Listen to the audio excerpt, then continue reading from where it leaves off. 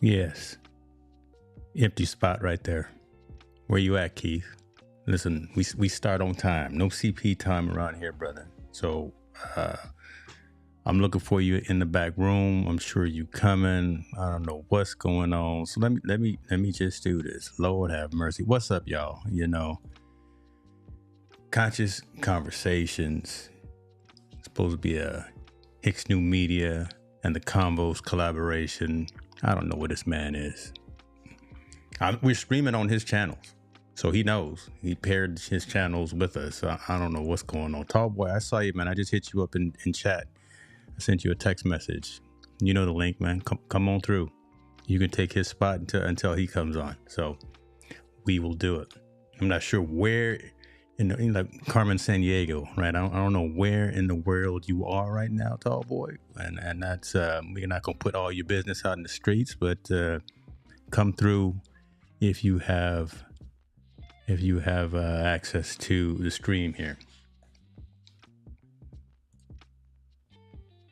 Try the link. You try to tap in, but no answer. Oh, is that right? Try it again, man. It seems like my URL has had an issue. Sammy Superstar, what's up with you, man? Good to see you. Yes, twice today, huh? I'm out here in these streets doing the thing.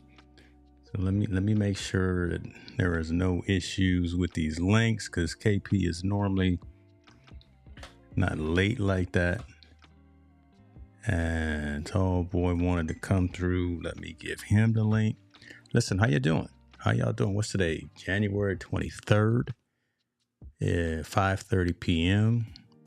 Just out here doing some things, trying to calm down. Actually, today was a busy day. Had a great stream today with Ethan Lou from Reincubate, but we didn't even talk about Reincubate. We didn't talk about Camo. We talked about the power of the creative mindset and getting out of your way, knowing your limits, knowing your not having excuses, right? Going out there and doing the thing, and not having those limiting beliefs and not having those limiting factors, and also surrounding yourself with a good bunch of folks who can give you some of that creative criticism, some of that feedback that you need. Lord have mercy. Look at I got these folks showing up. See, what time is it? Let's see. I started on time. No, Sammy. See, I'm gonna let them stay in the green room for a second. I'm gonna put these comments up because these folks showed up on time. Philly Films, NP Philly Films. What's up with you now? I know. See, they here now. They here. KP was late. He was probably siphoning up some new coffee or something. I'm gonna stop talking madness though. I see you looking. Let me get you in here, brother. Listen, just for being late, I'm gonna put you in a little window right now. Thank you. What? Thank you. Little window works. I like it. I'm gonna put you on time. Just do a little window because I'm all like, yep. I'm gonna put you on time. What happened with your brother? Did you? I was sitting the what's his name was spinning, what and I'm like, yeah, it was spinning. So I'm like, I don't know what it was, but you know, all right. Well, it worked earlier today. You know, Sammy said I was biking late. That's my guy. You can tell we know each other. We all know each other, right? We know what it is that we do when we are off of these cameras. But look, hey, good to see you, what brother. You got going on? Good to what see you got you. going on, man? You seem good, jittery and happy. I like it. I'm starting to get back to some sort of norm, and we have a guest tonight, someone who wanted to chop in because he's seen Conscious Conversations and he knows how we get down, and who knows what in the world we're gonna talk about. Fryer Places, and oh my goodness, look at this. Yes. Fryer. I got some deliverables I need to do for that man, but you know what? They in the oven. So don't trip, brother. They in the oven. They cooking right now. Look at that autofocus. That was so dope. You just moved your hand. It said pow pow. It had that smooth focus breathing. It was real smooth. It was like I can't do nothing about that. But that's what we do. Listen, I'm gonna bring this dude in. Ladies and gentlemen, joining I put my Yes, grown sir. man hat on today. That's what it is. What you got? I like it. I like it. I ain't wore a cap in so long. You got me wanting to reach for my caps, man. I'm legend. I love it. I love it. James, I'm gonna switch my camera. My fault. I'm gonna be upside down. You know, Ecam got me on. Okay, look like you back in the studio. Welcome back to there we go. To the contiguous 48. I'll just say that. I see you smiling. That's all that matters. I just needed a refresher. That's it. Nothing wrong with that. Nothing wrong with that. You got a little salt coming today, in the beard. To be honest with you. Okay, you got a lot of salt. I had that at CES. Come on, man, stop. Okay. Look at Keith over there playing. See, I sized it up for you. See, because I changed it to this other camera because I had it on the side, but I sized it up for you. See that? This one happens when you get 3 producers on the screen at one time, and everyone's got. We know what we doing. We got our own I ain't buttons. say nothing. I didn't come in here pressing buttons. I didn't press no triggers. I didn't come in here with my cartoon character. See, no, that's because you fresh off the plane, so you still. You talking too much, bro. You coming back from Dubai, man? Where was you at? Yeah, I'm just gonna talk around it. You put all my business out in the streets, man. That's why you can't show. You just parked your plane. He just parked this plane. I just sent James a text, and he was like, "Okay." Yeah, that's all. I said. I am gonna zoom in on just a little bit more. I want to get some of that salt in the beard there, and we get some of that. All right, hey, Keith, do you know Tallboy? Yes, we met online. I think the comment section. I don't think we was in the same line, but comment section. I've been watching y'all for a minute back in the day. Okay, it seemed like back in the day. Long time ago. Yeah, long time. Right. We even got somebody from the future here. We got Alec Johnson in the building, man. He in the future. Oh, so he in the future. He's definitely in the future. That means we we got to do right tonight. He a bad man. He a bad. If Alec finds time for you, you know there's something right. Something right. Something right. Alec is watching. Man, that's big. Y'all doing something over here. We trying, man. We trying to have these conversations. We're gonna find a story and a moral or something. Keep going. We gonna have the offer plate. I post my content as fast as I can. Yes, and it's gonna be right. And if it ain't right, then I ain't doing it. And if I don't have this body over here, because I want my camera to look good, and if the camera ain't looking sexy for the ladies with the yellow, they don't want it. I'll try. See, I got this regular microphone. I ain't nobody. I gotta get. You got blue. You got yellow. I gotta find a green. Look, last week I was like, I gotta find a green. I gotta find one of these, and it's gotta. Do they have them in green? I haven't seen them in green. I have not seen them in green. But I matched this green. They didn't match my tall boy green, so I was like, it's like a lime green.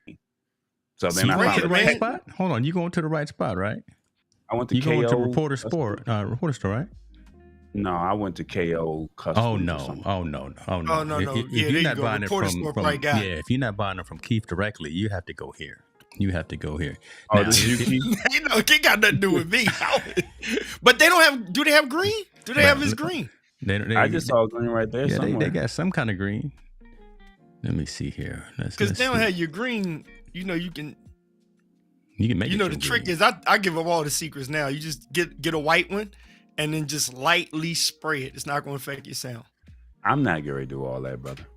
So what you do? I send you $20 and cash app you. That's what I'm about to do. What you do is you cash app you. I love your style. Ain't nobody got time for all of that. Look, bro, I'm not about to do that. There's some things I'm willing to do, and James, no, I'm cheap, but there's some things I'm just not gonna do, bro. I'm sorry. I'll take it as smart. Now you're not cheap. You smart.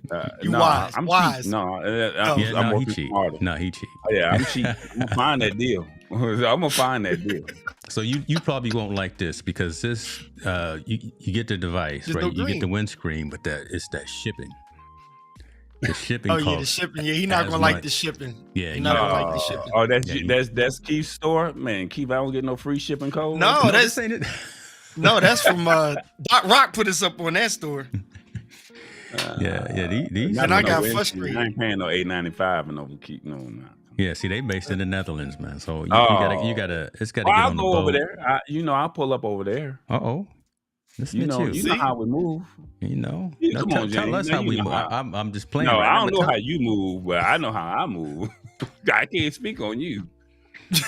I know how I move. All right, we gonna leave that alone. We gonna go back to this screen. We gonna leave that alone. I like it. You see? Okay. I guess I fit in quite nicely. you do, and y'all and everyone that's listening and watching, they know how we get down. But I tell you what, let's be cognizant of the guests.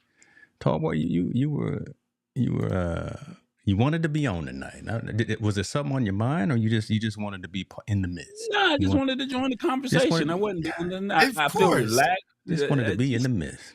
Yeah. I mean, I can't talk cameras with y'all, man. I'm still on APC. Now, the one thing I would say Keith does, and he says, right, it doesn't really matter when you're shooting video. Like, everybody feel like they got to have this. See, I wouldn't even be able to tell. You on APS-C camera, right? Yeah, I'm all 61, 64s. Well, excuse me, I had a 63, but for some odd reason, I was in Portugal last year. Say that again. And this boy Portugal, yeah, I heard him drop it. I heard him drop it. He did drop it in. I've never been there close to it, but amen. Go ahead. Hey, Keith got Grammys on his wall. He's like, I ain't even been to Portugal. I ain't been to Portugal, man. This year is on my bucket list to get that way, but I ain't been to Portugal. Tell us about Portugal. Okay.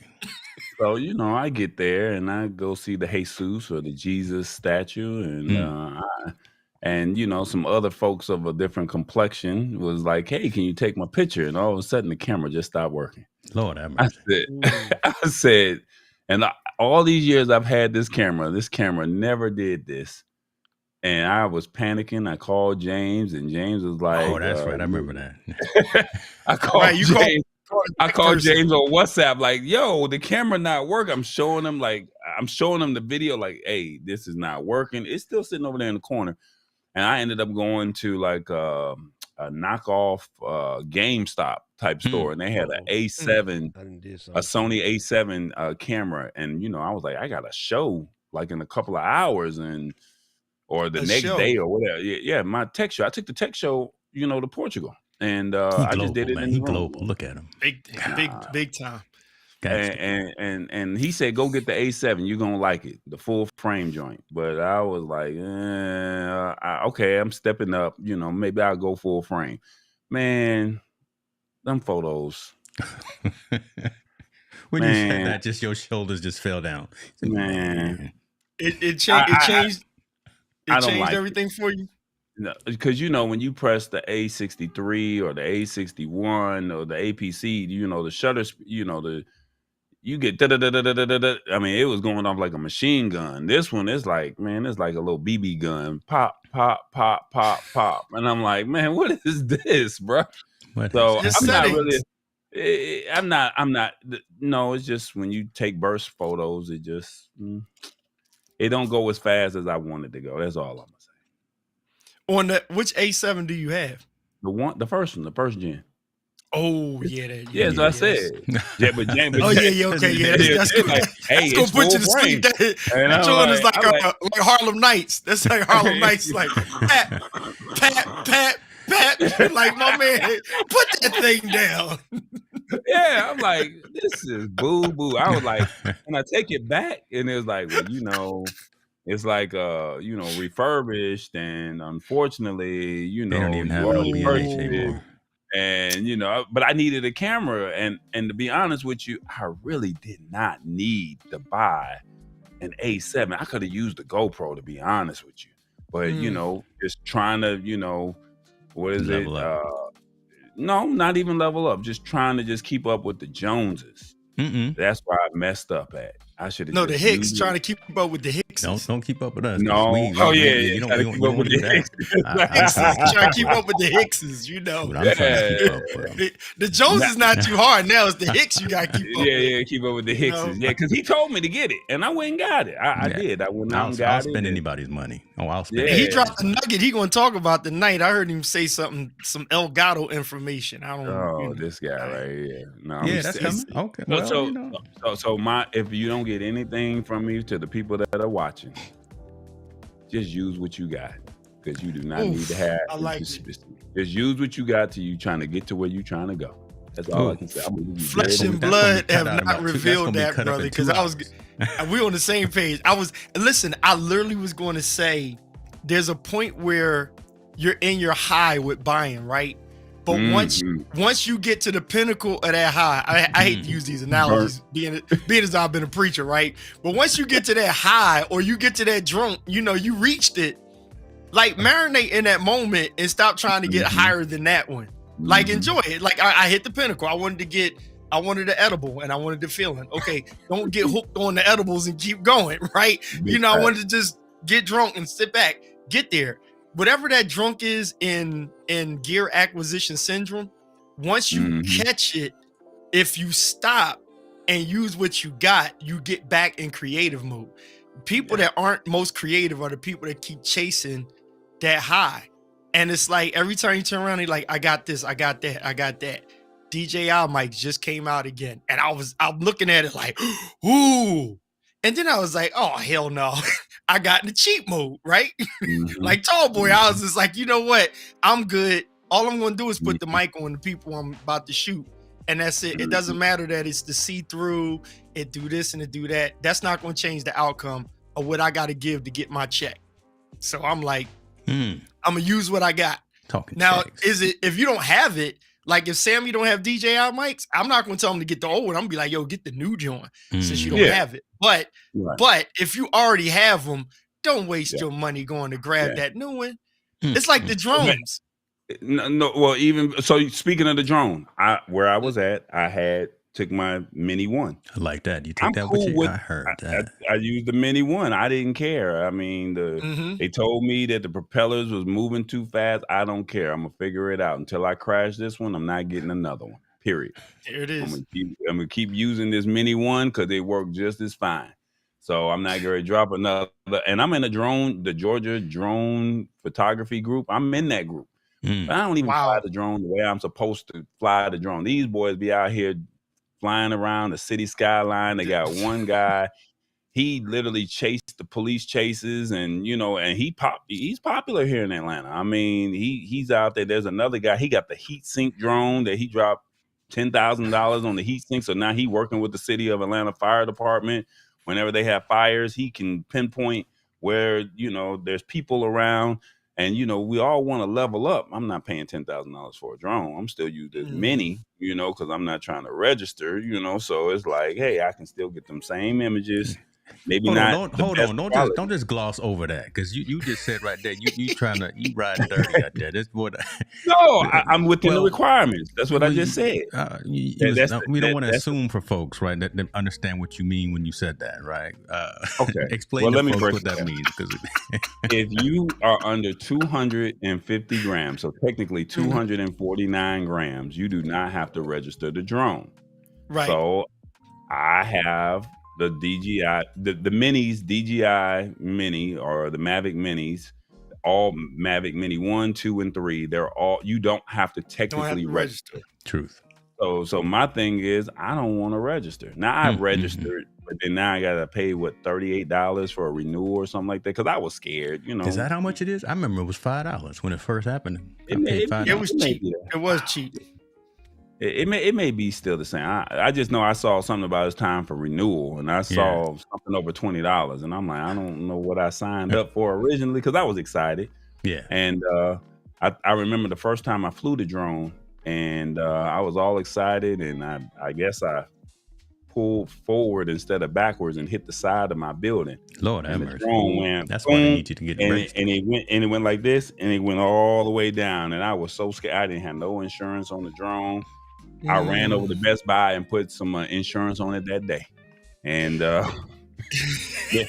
well, I crashed my drone. I was shooting something with Irvin Fryer, and we had both our drones there.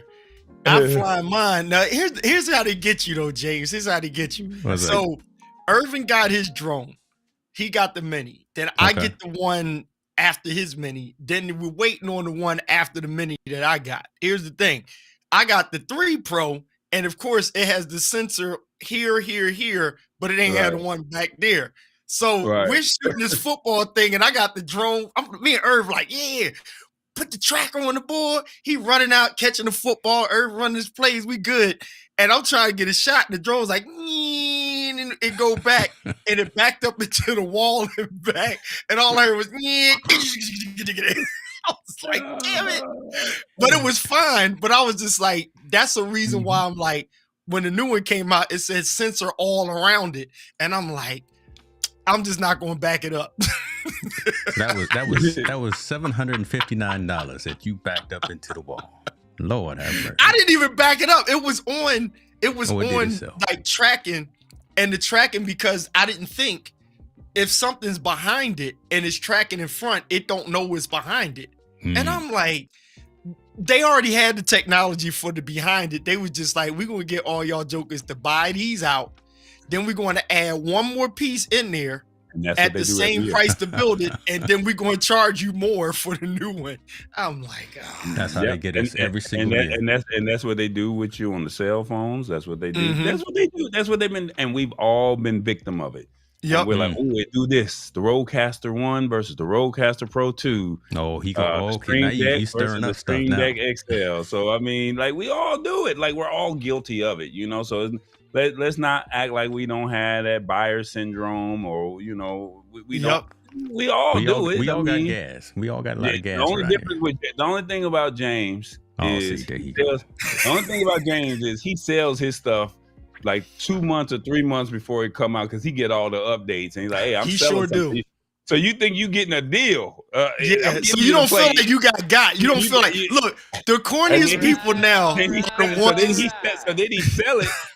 And so then he sell it to you, and you like, I got me something good, and then all of a sudden the update drop, and it's like, bruh. Listen, we're not gonna sit here and let you come on this stream and talking this madness. I'm sorry, putting the man business all out on the streets. That's talking about where I was at. So I'm like, okay. Hey, you hinted at it, because Elgato got some things coming out at the first of the month. So shouts out to these capture cards, everyone. If anyone in need of some cam links, I got three of them. Look, James is good. You hit it right on the toe. You hit it right on the money. You called him straight out. You know him. I've been knowing him for a long time. If I need Dirty James, I know who to bring the briefcase of money to. I'm getting off the screen. I knew to bring the briefcase of money and be like, this ain't the stab in the back, but I need some juice. I need some dirt. James, I ain't gonna tell all the juice, but I'm just going, I try to get, if I hang out with you at least once, I'm going to try at least get something. So if you ever try to cross me, I got something on you. Smart. And I just, it is what it is. I'm a cool dude until you cross me. And then when you cross me, you wearing the cool cap. You got me now. I'm like, dang, I got to dig mine out now, man. We had dudes, I had to set my game up over you, Keith, because I'm like, he got. Get out of here. Nah. I was like, nah, I've been watching you for a couple of weeks, Keith. I'm not worried about James. James is on that West Coast time. You over here in the South, so I understand. But James, now look at James. What you done did in the background? Because I noticed details. You did a little something. I like it. Something you did in there. So I'm with the trees. So there's two things that I've done, and I'm very obsessive compulsive. There's one thing that I still need to do, and I was talking to Eden Lou today when I was on the stream with her, that I still need to do. So I changed. Last stream we were at 24 frames a second. This stream we're at 30. Okay. So that I changed, and I realized that I need to stay at 30 frames a second just because I want that cinematic. That cinematic look looks better to me from my view. I actually just realigned everything and pulled my desk up. It's a standing desk, so I'm actually about 2 inches higher than I normally am. So just those subtle things. Try to get big like Tall Boy. I'm trying to get big. But so here's the one thing that I still got to do, and this is what bothers me. And every time I look at it, y'all see my two mounted iPhones back there, right? In the case. Yeah. The breakdown of the iPhone. It's like 5 inches off. So that right there keeps nagging at me every time I look at it. So later tonight, when everyone else is asleep, that's just how. So you see how it's not perfectly centered right now. That let me help you. I appreciate it ain't that deep. I know, good. but y'all again have known me that right there, and I've told you everything is in its purpose for a specific reason. Even the little tilt of that Ecamm pillow right there. Everything. Hey, James, you ready for this? Come on, so here you go. my stuff is off, but I'm gonna just show you real quick. You're not the only one. This how bad it is. You see this right here? Go. I literally took all day and I was trying to level the camera. I put a level on the camera to make it even on that right there on the desk. Ain't that bad? And look, in Ecamm, I have a grid. You ready for this? I got a grid for it. And the grid comes on like that to make sure I got everything lined up in the screen. So you get it. You see what we did. James, I see what you're talking about. I totally get what you're talking about. It's not perfectionism. It's I got disconnected. Sorry. Oh my gosh, Tall Boy was standing up. Your camera was on a whole nother angle. Oh, there we go. I'm back. No, I'm trying to find because I don't have my button straight. That's why I need to know what Elgato about to do. Good Lord, see everybody pushing buttons, and now the stream is just going down the toilet. I'm going to tell you about all these producers in the same room. I was trying to. I don't know why it went back. Okay, there we go. Yes. All right, I'm back now. Good Lord. So the Stream Deck buttons, they all off, James. I reconfigured something, so I just got to line them back up. So jump right to it. Can we expect identity crisis problem solved with the Stream Deck stuff? I mean, with the Elgato cam links? What's that? The identity crisis? What are you talking about? I got some Stream Decks if you want them too. Hold on. No. So what I'm saying is the capture card, are they going to have an ID that Apple can recognize to say, this guy goes here, that one goes there, or are we always restarting? He already got them in the mail. Look at them. No, these are old school Stream Decks. This is I got an extra 15 and I got an extra plus. What's that? The big one? Yeah. No, the plus, the one with the dials on it. Yeah.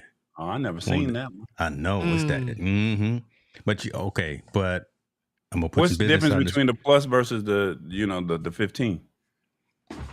Oh, please. And Alec, I'm not gonna put your business in the street, but I thought if you are a brand partner with Elgato as well, chime in, brother. So make sure I'm not messing up anything. Oh my goodness, Rob Valls is here. Where you been, man? Good to see you. Let me put myself on screen here. Little mini keys there. Hold on. Let me get rid of keys. He got mini keys. Yeah, let me. All right, so here we go. We got the 15 button, right? That's right there, and then we got the plus, and the plus has all of 8 buttons on it, but it has a touchable display, and it also has 4 dials that you can actually use for multi-action.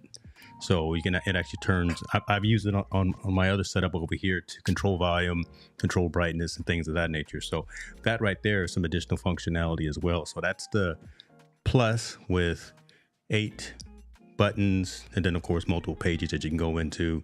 The display is actually customizable and actually touch resistant as well. The 4 dials. Then everyone knows about the standard buttons right here. The 15 buttons, multiple pages for multiple profiles. So you have an online store, right? Just send everybody the link to the online store. Well, I haven't put them in the store because I was actually. So this is what I was going to do. I was actually going to give them away. Look at bless your heart. I was going to bless somebody, but then I said, listen, I got 2 kids in college. I'm gonna need to. How you gonna laugh like that, Tall Boy? Because they good. Because them kids is good. They ain't missing no meals over there. Them kids is eating good every day. They get. I don't even want to put because I love Jordan and Isaiah, so I ain't gonna put their business out in the street. You have broken bread, yeah. So we have all broken bread together, international bread too. No. I'm just saying them kids is good. They ain't missing no meals over there. I know. I know. The Beavers and the Bruins ain't missing no meals over there. That's all I'm gonna say. Amen. They ain't he got kids in college. No, tuition been paid for because mama done found scholarship money. Ain't had nothing to do with me. That's right. Nothing to do with me. Mama Bear done found scholarship money, and Papa Bear is That's like, true. Look, I just signed on the dotted line somewhere. Y'all gonna get you a job in the summer, and then all this money is for y'all. to where you ain't in, Papa Bear's pockets, because Papa Bear got to take care of Mama Bear since y'all out the house. That's basically what he's saying. But he talking about he got kids. That's I don't know what's going on right now. Read between the lines, y'all. That's all I'm saying. Read between the lines. I'm reading comments because back to our regular schedule program. It's more advantageous for me to read these comments. I see Laura Williams in the comments. Appreciate you for being here, friend. Miss you. Victor, man, that's a good dude right there. He says Streamdex just came out with the Osbot tail profile. Yeah, I saw that. That was dope. But I'm not an Osbot dude. I'm an Insta360 dude. What's that? So the Osbot, I hate to cut you off. The Osbot, that's the one that it's like a PTZ optic camera. Is that what the Osbot do? And it's got the AI functionality where it tracks your face whenever you move around. Whereas the 360, but can the 360 do live streaming? Yes. Okay. Actually, yeah, because Katie Fox and Doc Rock are in Florida right now at one of the Podfests right now, and they were live streaming. They did a live stream today, and they were using this right here, the Osbot tail Air. But so can the Insta360 do live streaming? Yeah, the Insta360, the one I have, right, the one I took to CES with the 360 Vic says you can do it. Yeah, you can stream live, and I can stream live with my DJI, right? The other one that I had at CES. So I got all version 1s because I was. Yeah, you got the upgrade, brother. Got the upgrade. No, I ain't got no upgrade budget like the Hicks family over there. I'm team use what you got till you get to where you trying to go. Team use what you got. Keith, come on, you better chime in, but help me to help you. No, listen. You know what? Because you know what's crazy. If I was teaching like a master class or something like that, I would be saying, I'm gonna drive home, lose the idea that more is better because, and I'm gonna tell you why. I was watching the Osbot folks, and it's like, oh, unboxing, look at it work. Okay, I'll get like a Doc Rock that's going to explain, hey, this works with Ecamm. Here's another option, because you're trying to sell Ecamm the product. So anything that work with Ecamm, I don't care if it's an old Kodak camera. If they got one that work with an Ecamm, I'm looking for Doc to do it. I'm looking for maybe you or Kurt Nugent, a couple of ambassador-ish people to do it. But when I see people that don't have no kind of consistent content, nothing whatsoever, I'm like, why are you advertising this? Like, for what purpose? Like, are you getting the bag for it, or you still trying to get the bag? Ma'am, sir, let me help you out. Stop. Come on, man. Like, let me help you out. Stop, because the A61, the 63, the 64, the 66, them joints is not broke. Hell, I got an A51. I got 3 A51s that I still rock. And sometimes I just hit the button. I be going, people, oh, that's a nice camera. What camera is that joint? I'm like, oh, it's the kit lens on an A5100. And I wouldn't even tell nobody to get a 5100 at this point because it's so backwards. But I said all that to say, if lens are still king for streaming, I get like the high on, look, there's new gear out, but I feel bad for some people that's just new gear chasing that don't have a platform, say like yours. Like, I get you on the new stuff. You politicking with the people, as Red and what's his name will say, you politicking, right? You politicking with the people. Other people, they waving, trying to get attention and stuff. And I'm like, you spent your last dime to go get the old camera and the new one just came out, and you reviewing and unboxing the thing that been out for 2 years. Like, show me what you're doing with it. Like, give me what you're doing with it. If not, I think we're at a point where authenticity is selling better than just, oh, look what I got. Everybody got that, right? Because right now, what's his name? I literally, like, I'm an honest reviewer. If I started reviewing stuff, I'm going to be one of those reviewers that's really going to shake everybody up, because I'm going to say it's much easier for me to take my A7 and throw it in my bike bag that I ride with. It's like a wandered version of bike bags. I throw it in there and take a real good picture with my G Master lenses. I'm not going to go out and take the little small joint and go, ooh, look, it's in 4K. Because after a minute, it's not as good as your full frame or your APS-C camera. So the idea is, how can you take that stellar equipment on the road with you rather than, oh, this one fits in my back pocket. Mm. Now I done took down my picture quality and my picture game and my ID, because now I'm going out in these remote places and I'm taking, oh, look, I got the new Insta360 and it takes great pictures. Stop lying to yourself. Then throw away your full frame camera. If it's that good, throw it away. If your Osbot is better than your FX and your A64, 66, throw it away. If not, stop lying to people and saying, oh, you need to get this. No, I don't. No, I don't. That's just me. I like talking like that, because when people appreciate your creativity, your flow, and stuff like that, you can't lie to people unless you just say, hey, I'm a salesman and I'm going to BS you, period.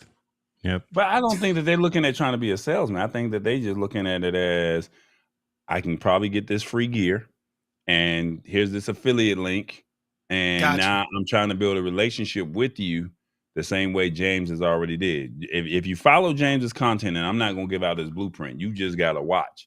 If you follow his content, then he gives you the blueprint and what he's doing. But you got to follow. But here's the thing, bro.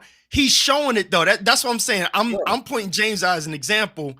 He's showing you, like, I can trust James if he says, hey, you need to check. Like, I'm really on Hobo Light purchasing it because I heard it from James. And I said that to them. I knew about it. I saw it and I was just like, I don't know. And then when James mentioned it, I was like, you know what? Listening to you say you're looking at it too, I think I may try this. And I'll tell people about that. Hobo Light is banging. Mm-hmm. That's a real good light. What's the Hobo Light? What's the Hobo Light? Right there on the screen. Oh, okay. Yeah, I've never seen that one. Yeah, these the truths right here. You need to go look at, and James got one of these. I took it out there with me.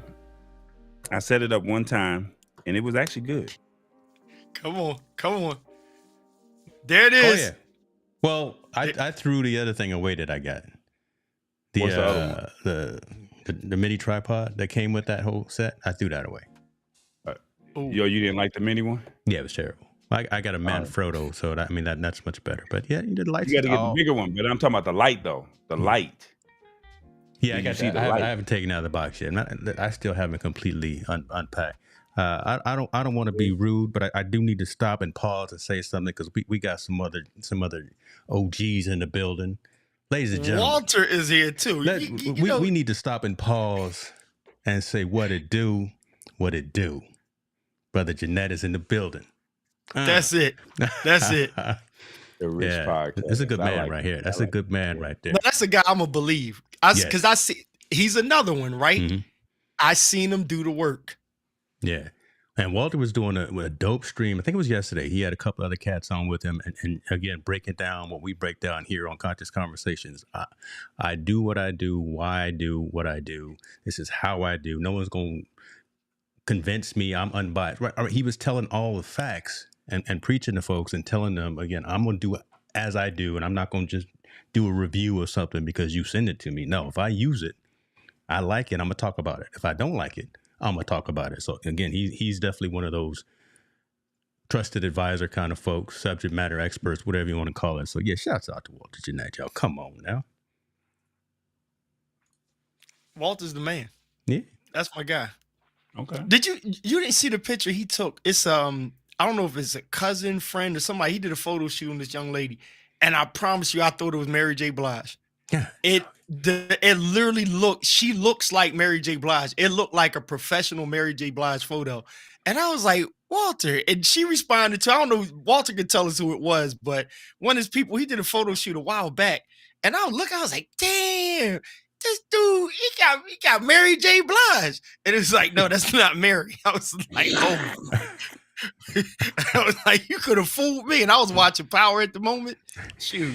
you watching Power. Man, probably had you some juice in your cup too. You probably had a little juice in your cup. Who knows what you was doing. Lord Jesus. Hold on. First of all, let me fix this. Why am I not already? God, there we go. My apologies for not already following. But yeah, they come up on. But he got a new page or something? Because I ain't seen him nothing up in a while. That's him. Listen, there he go right there. We're gonna go and give you these flowers, brother. We're gonna give you these flowers. Look at his work, man. You see his work? He know what he doing. He know what he doing. He know what he doing. But see, Do you see Walter talking a whole bunch about the newest cameras, the newest lenses, and whatnot? He using what he got. He used what he got. He used what he got. Was that not the That's the word that's the word Tall Boy came on with. The prophet has spoken. You down in the street, that's where all the bishops from. They play Walk It Out for New Year's service. Well, you better stop, boy. God don't like ugly. You better watch out. They play that. Bishop they William be Murphy trapping into the New Year. Now, come on now. All right. You better watch out. Yeah, they act up in them synagogues out there in the ATL. Hey, down that joint, boy. They do it. They do it down there. My goodness. Oh. So you didn't mess with the Fabu light yet?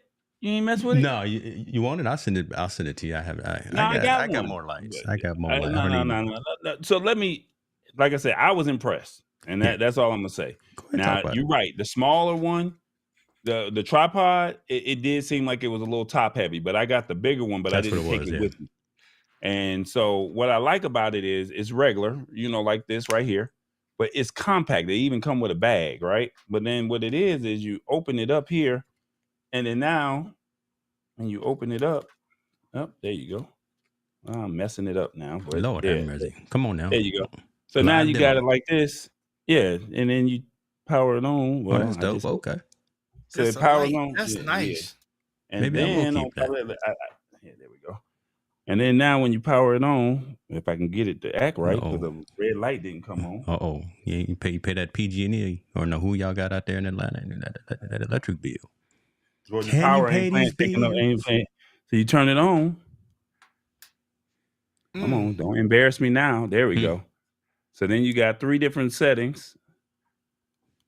And then now you got 3 different powers, three different bright settings. Right, so now, Victor. I thought it was a ninja star. I like it. Sharpen them edges, you could throw it at somebody. And then here's the cool thing about it: it's got a remote to go with it as well.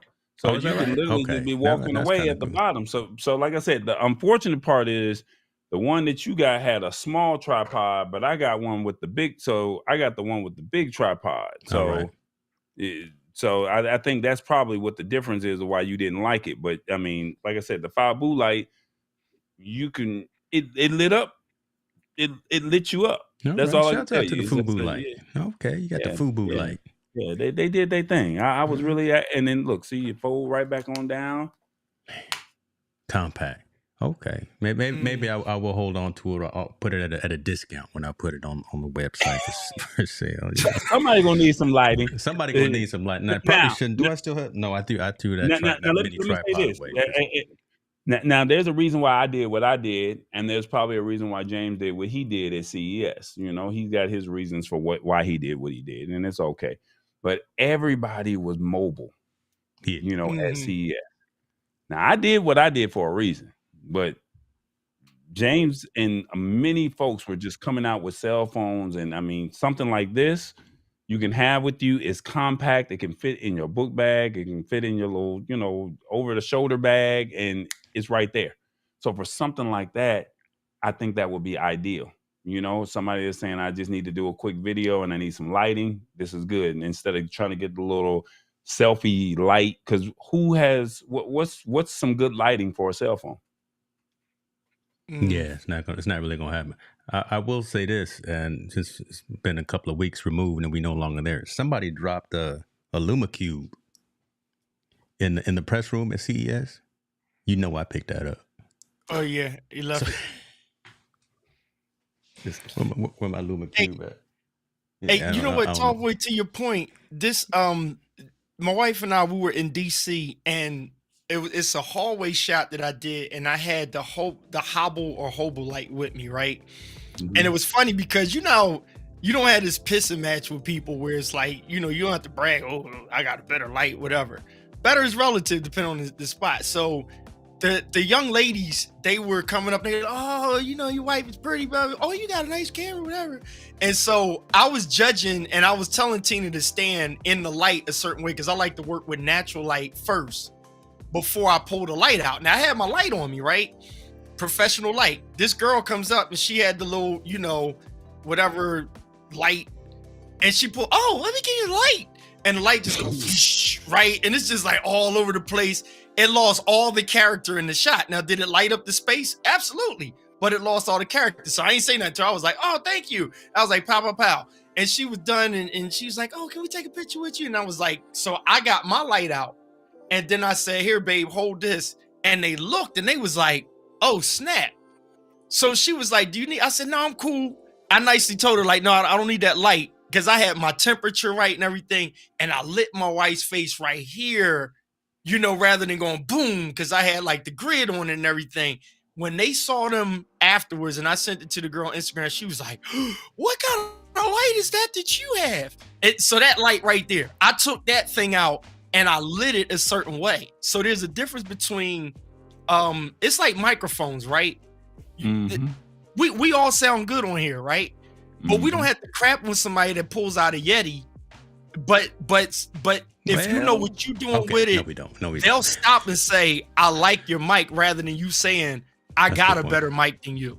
Yeah. Like let them see it and reason it for themselves. And that was one of those quick moments where the girl was like, oh, I'm gonna hook you up and help you out with a light. And it's like, yeah, it lit the room. It served its purpose. But for character, for professionalism, this is why this light is different. Better is relative, but in this moment, you proved that it was better because you said the way you lit that. It's like, yeah. So she's like, well, what kind of light did you have?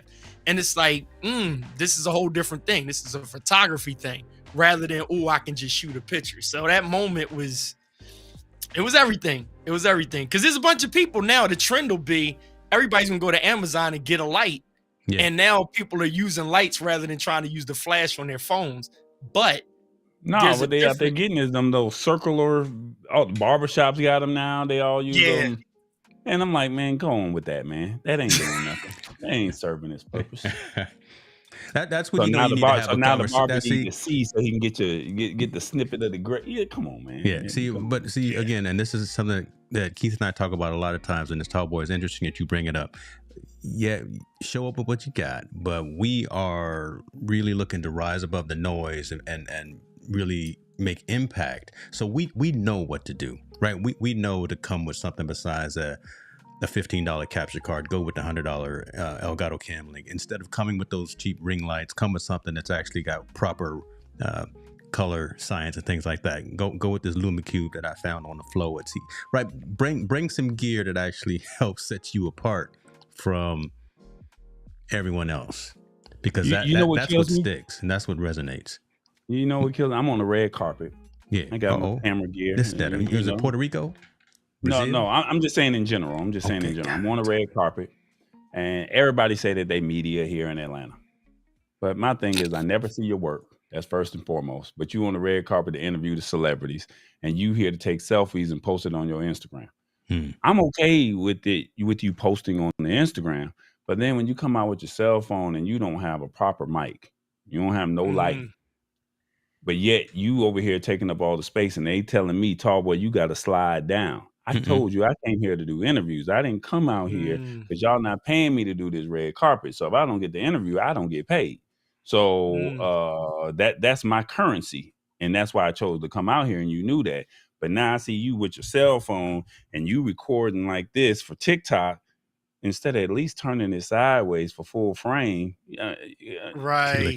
See, he old school. And then you ain't got no microphone. And so now you hear all the background noise and the audio sucks. So you got this great question that you asked, and you don't even have it's not even quality audio. You can't even do nothing with it. I can't compress it down. I can't use voice remover. I can't do nothing with what you got.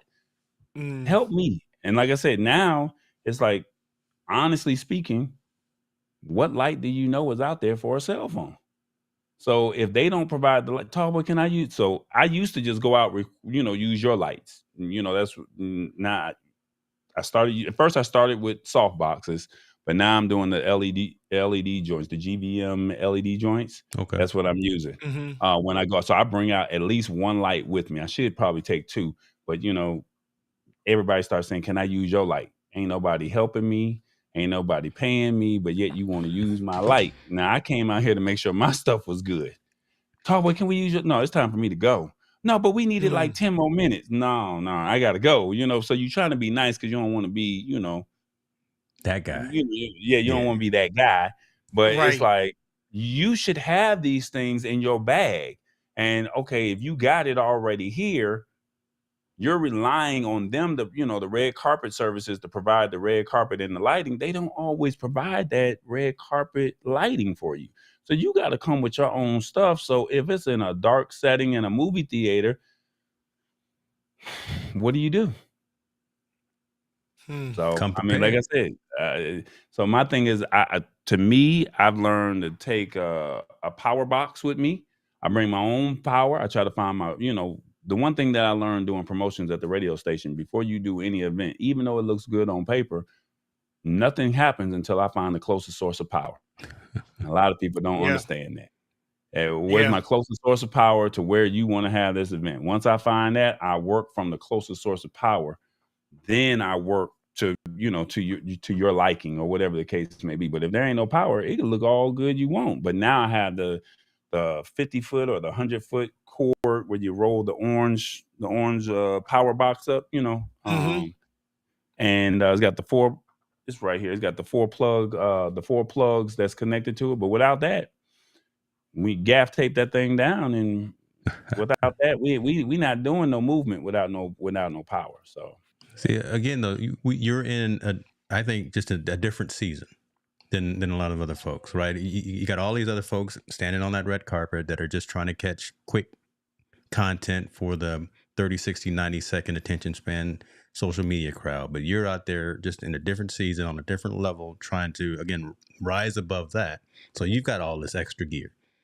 And it would be nice if the folks putting that on and seeing you out there on that line trying to get the content recognize that effort and properly I'm gonna speak for you a little bit. I'm gonna speak for everyone that's trying to rise above the noise. Properly compensate you for the attention to detail. That's where we sit, right? We are attentive to detail and know that we have quality content, a quality offering to someone who's paying us. And I don't think we need the recognition about that. We just want we want folks to realize that, hey, there's a lot of thought, there's a lot of intentionality in terms of what we do. That's it right there. That we are very intentional in terms about what we do. Yeah. When you start putting your dollars and cents out there, somebody need to recognize. Yeah, and investment. So, I think a lot of people don't understand that. It's easy to just come in with your camera and take photos. That's one thing. But when you're saying you're doing video, if it ain't shot right, like I was looking at some of the footage from CES and it's like, but I knew what I was working with, and it's no knock. It's just, it is what it is. But I mean, it's like, but that's the product I have to put out. That's my name behind that, if that makes sense. So, I mean, it's crazy, y'all. So I thought about this. I got into, I did a Cine rig on my A7C. Gave that camera up to my son, and I put the A66 on their APS-C because I'm like, oh, the content's still great, right? So mostly video, I use APS-C if I'm doing like an actual documentary type thing or interview, whatever. But my Cine rig, I got it in my Nano case, a nice size Nano case I roll around. I've never been to that event that y'all talking about. Was it CES or something? I don't think I've been to that one, right? But here's what I'm thinking. I'm the type person that I'm going to go scope it out and say, I will walk around that whole damn event with that Nano case, right? And pull out that big ass Cine rig because intentionally, right? Because you always got your phone, you got your Osmo, whatever other thing secondary. But my main priority is I'm a Cine rig and just go, and I'm going to have that DJI or that, Sennheiser. I got it ready, pointed at whoever's talking, and then double mic it with a Ninja on there. So I'm grabbing all this content like that because now I know I got 4K. I know I got long battery life. I got the V mount, all of that. That one, thank you. I'm going to carry that sucker with me. And I'm just saying, now most people, I get where they're going. They go, oh, you got to be compact and this, that, and the third. I'm like, but if you're going to get the deal, it's like being a musician. You going to bring your whole Fender Rhodes. You're not going to bring a little small 54 key joint. You're going to bring your B3 portable. because you going to gig. So I get sometimes when people go to these events and stuff, there's this one bragging point on how small can I pack to go in. But that's if you got to jump on a plane and fly a kite or something. But if you go into an event, if you that person, be like the camera crew and know that I got great quality. I got my good mics. I'm not trying to small mic it, the best of the small mic. No, here go a daggone microphone. And here go my setup. Now, here's the point of encouragement. I can't speak on the video part yet, but I'm going to tell you what I did with photography. Having done events where there's more than one photographer in the room, I learned how to get my edge. You make your own damn background. You put your own setup at, and that's how I use them hobble lights. I put them joints in there, and the people come in. I threw a Fresnel light at a certain spot. All my subject going to that spot right there, because I'm like, rather than do Erykah Badu pack light, no, the hell with that. I'm gonna pack heavy because I'm getting paid for this. I'm gonna get this gig done, and getting it done, the quality turned out better than the other photographers that were there because they just came in to shoot. And I'm like, look, if you're going to do it, do it.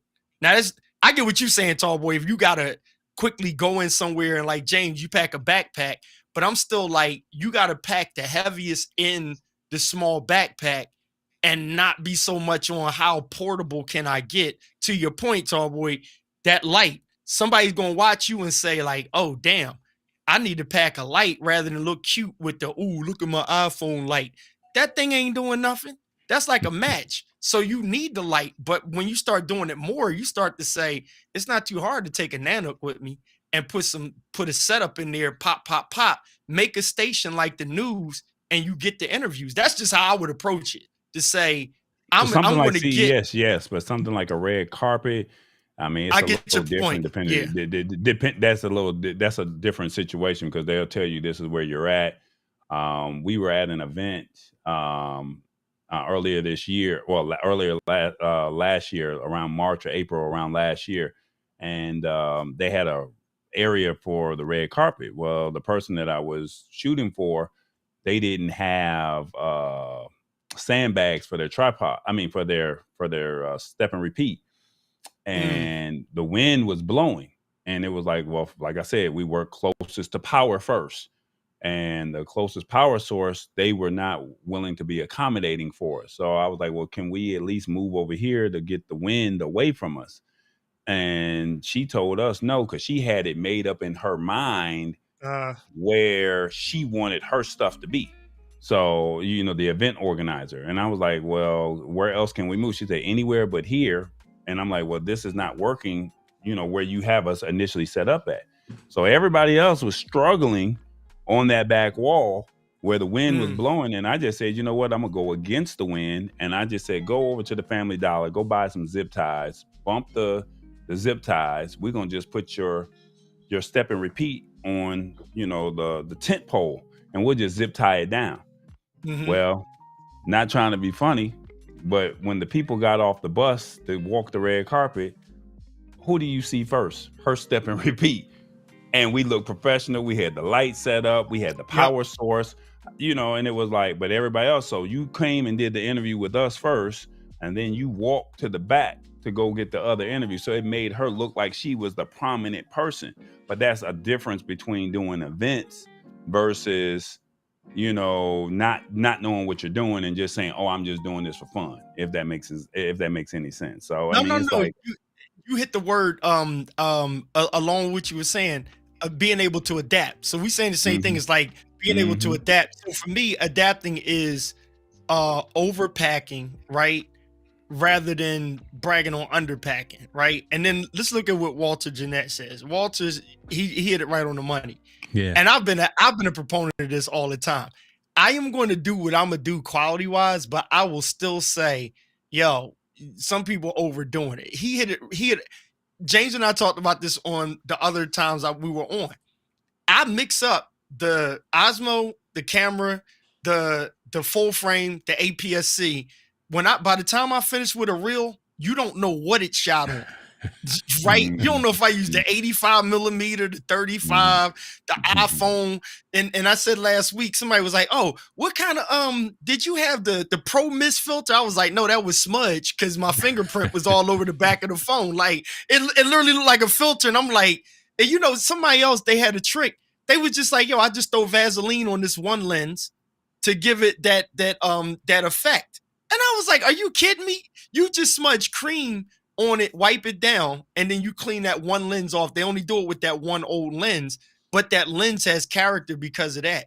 So like Walter's saying, here's the thing. Once I see the professional do something cheesy as an iPhone and stuff, I'm like, oh, I'm going to mix it up. It doesn't make me stop doing quality, but it pushes me back towards creativity to say, it's like when you look at people with, and I'll just say this and shut up, is when you see people with a LaCie camera.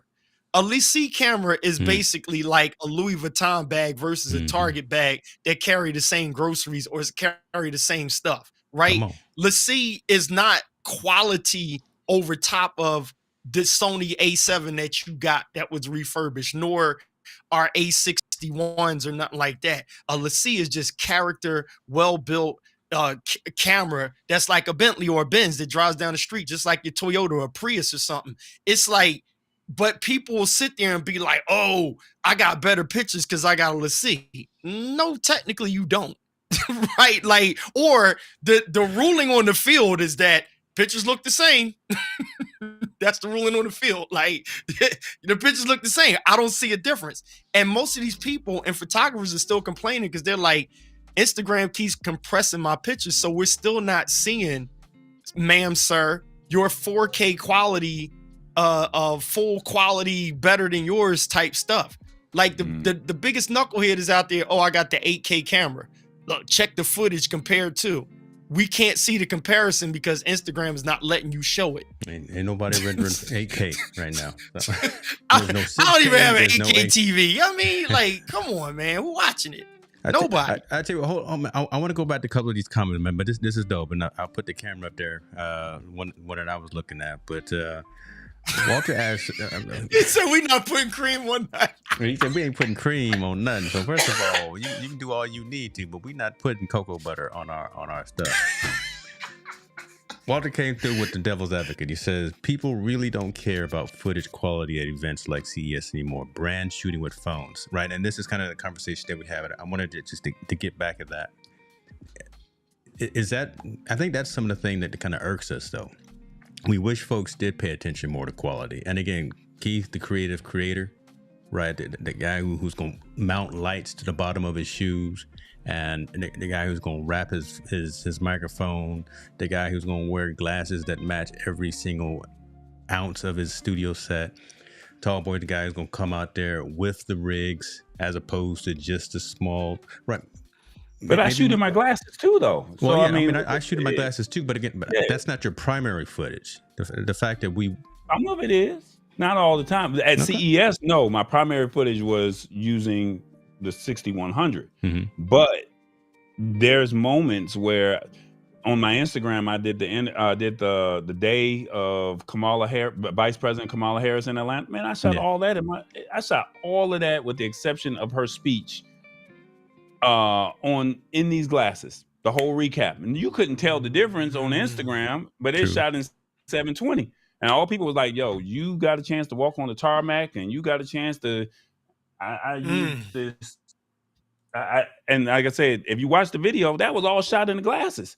Everything else, nice. It was like nobody. When you look at some of my overseas videos that I did, I stopped. But majority of that footage of me walking through security, and you can't walk through security with a cell phone. They didn't even know I was recording. So I mean, I was recording in my glasses. But to James's point, that's dope. I like that. You walking through TSA or you walking through Border Patrol, Passport Control, whatever, they don't even know you. So now you're getting this is what it looks like going through this. So, I mean, because you're not supposed to. There you go. Look at them. That's all in the glasses. That's my point of view. Like, how am I doing that with two? I got a bag in one hand and I'm pressing the ticket through this. I'm walking. I don't have time to be recording all of this.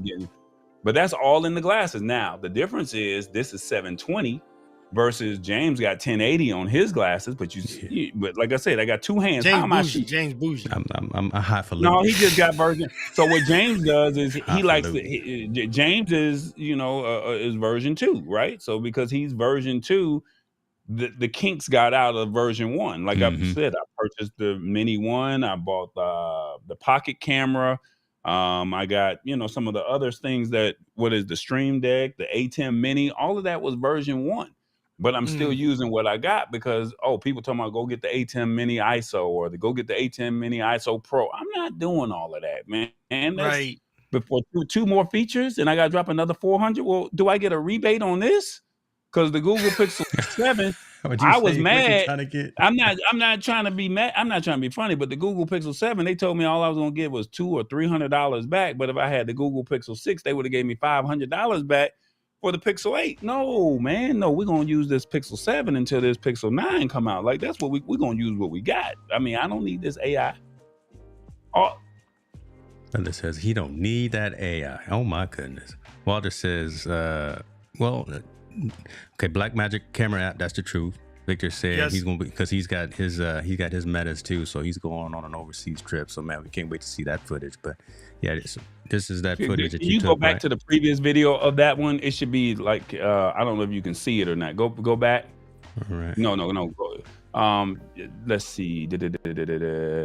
No, not that one. That's a photo. I want to put all your business out here now. No. Come on. It's a video. That one right there. That's all shot in that one right there.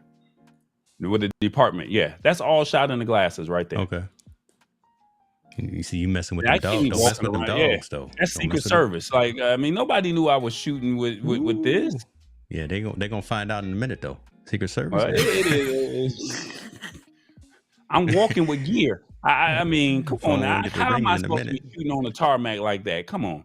And all I did was do a little voiceover. You see, I got two hands with that. How am I shooting? That's dope. Air Force 2 pulling up. So James, you know what I like that I got like connected with you with how you were talking and what you were doing, meeting you in the community, is the fact of equipping yourself to accessorize your creative flow, right? Or what you're trying to turn out. It's almost like we do things like argue. If the teacher asks you to turn in a term paper on meeting the president, and you're trying to let everybody know that you wrote the paper with a $400 pen versus a number 2 pencil, like, you know what I'm saying? It's like, does the story make sense, right? And then the people that read it, can they understand it? Now we can go back to everybody that's interested and say, that was a great story. What kind of paper is this? That's not the whole listening audience. It's only a few people that's like, yo, that screen was so live. Man, what kind of hat did you have? And what kind of glasses was you using? What the part when James put this up, everybody's not asking that question. Like, to Walter's point, when people CES, the event's over, right? Yeah. The person is coming out with, I shot the whole thing in 8K with the new Sennheiser mic with the plugins and stuff.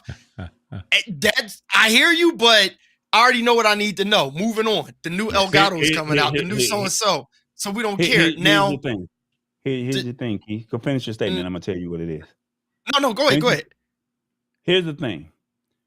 When you come out with the cell phone footage, it's nice. And one thing that one of my mentors had told me was when I first got into this business, he said, look, how much would you charge me to film your wedding? I was like, I don't know, what, maybe $1,500, $2,000. He said, so if I came to your wedding and you gave me $2,000 and you gave me a cell phone and you shot it on a cell phone, how would you feel if I came out and shot your wedding on a cell phone? You'd be upset with me, right? He said, but if you come out here with the gear and the look, I feel like you somebody, that's what that's what he told me. And I was like, okay. He said, but if you come out here with this cell phone and you shoot this wedding, I'm gonna want some of my money back. So when I go out there and I'm meeting these companies, I already know what I want to say to company A through Z, right? But then at the same token, you see that I got this look.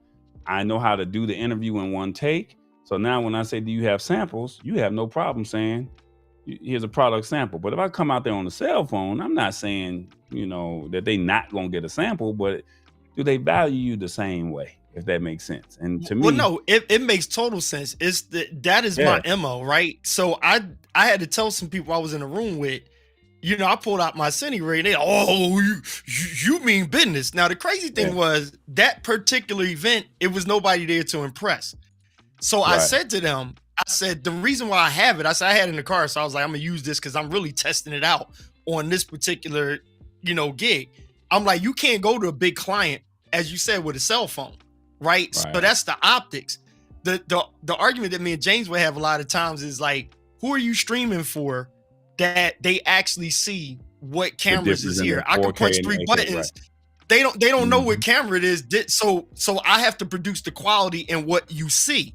When you get hired for a gig, they want to see the equipment that they're paying for. So to your point, if you only show them a cell phone and a little lav mic, they're gonna be like, "No, I ain't paying you $6,000 to do my wedding." So you got to show them the big rigs. You see what I'm saying? You got to show them the big rig. If you drive your Prius all the time, whatever car, I don't want to get in the names, but if you drive whatever your everyday car is, and it's like, yo, we need you to pick a celebrity up from the airport, well, you might have to go in the garage and pull the big joint out. Not because it's technically better, but you don't want to get into the argument of, yo, pick me up in something nice. You understand what I'm saying? So, like, I get what you're saying, like 100%. That's why I got the stuff. And I do throw out there, my 2 cameras, they literally look the same, right?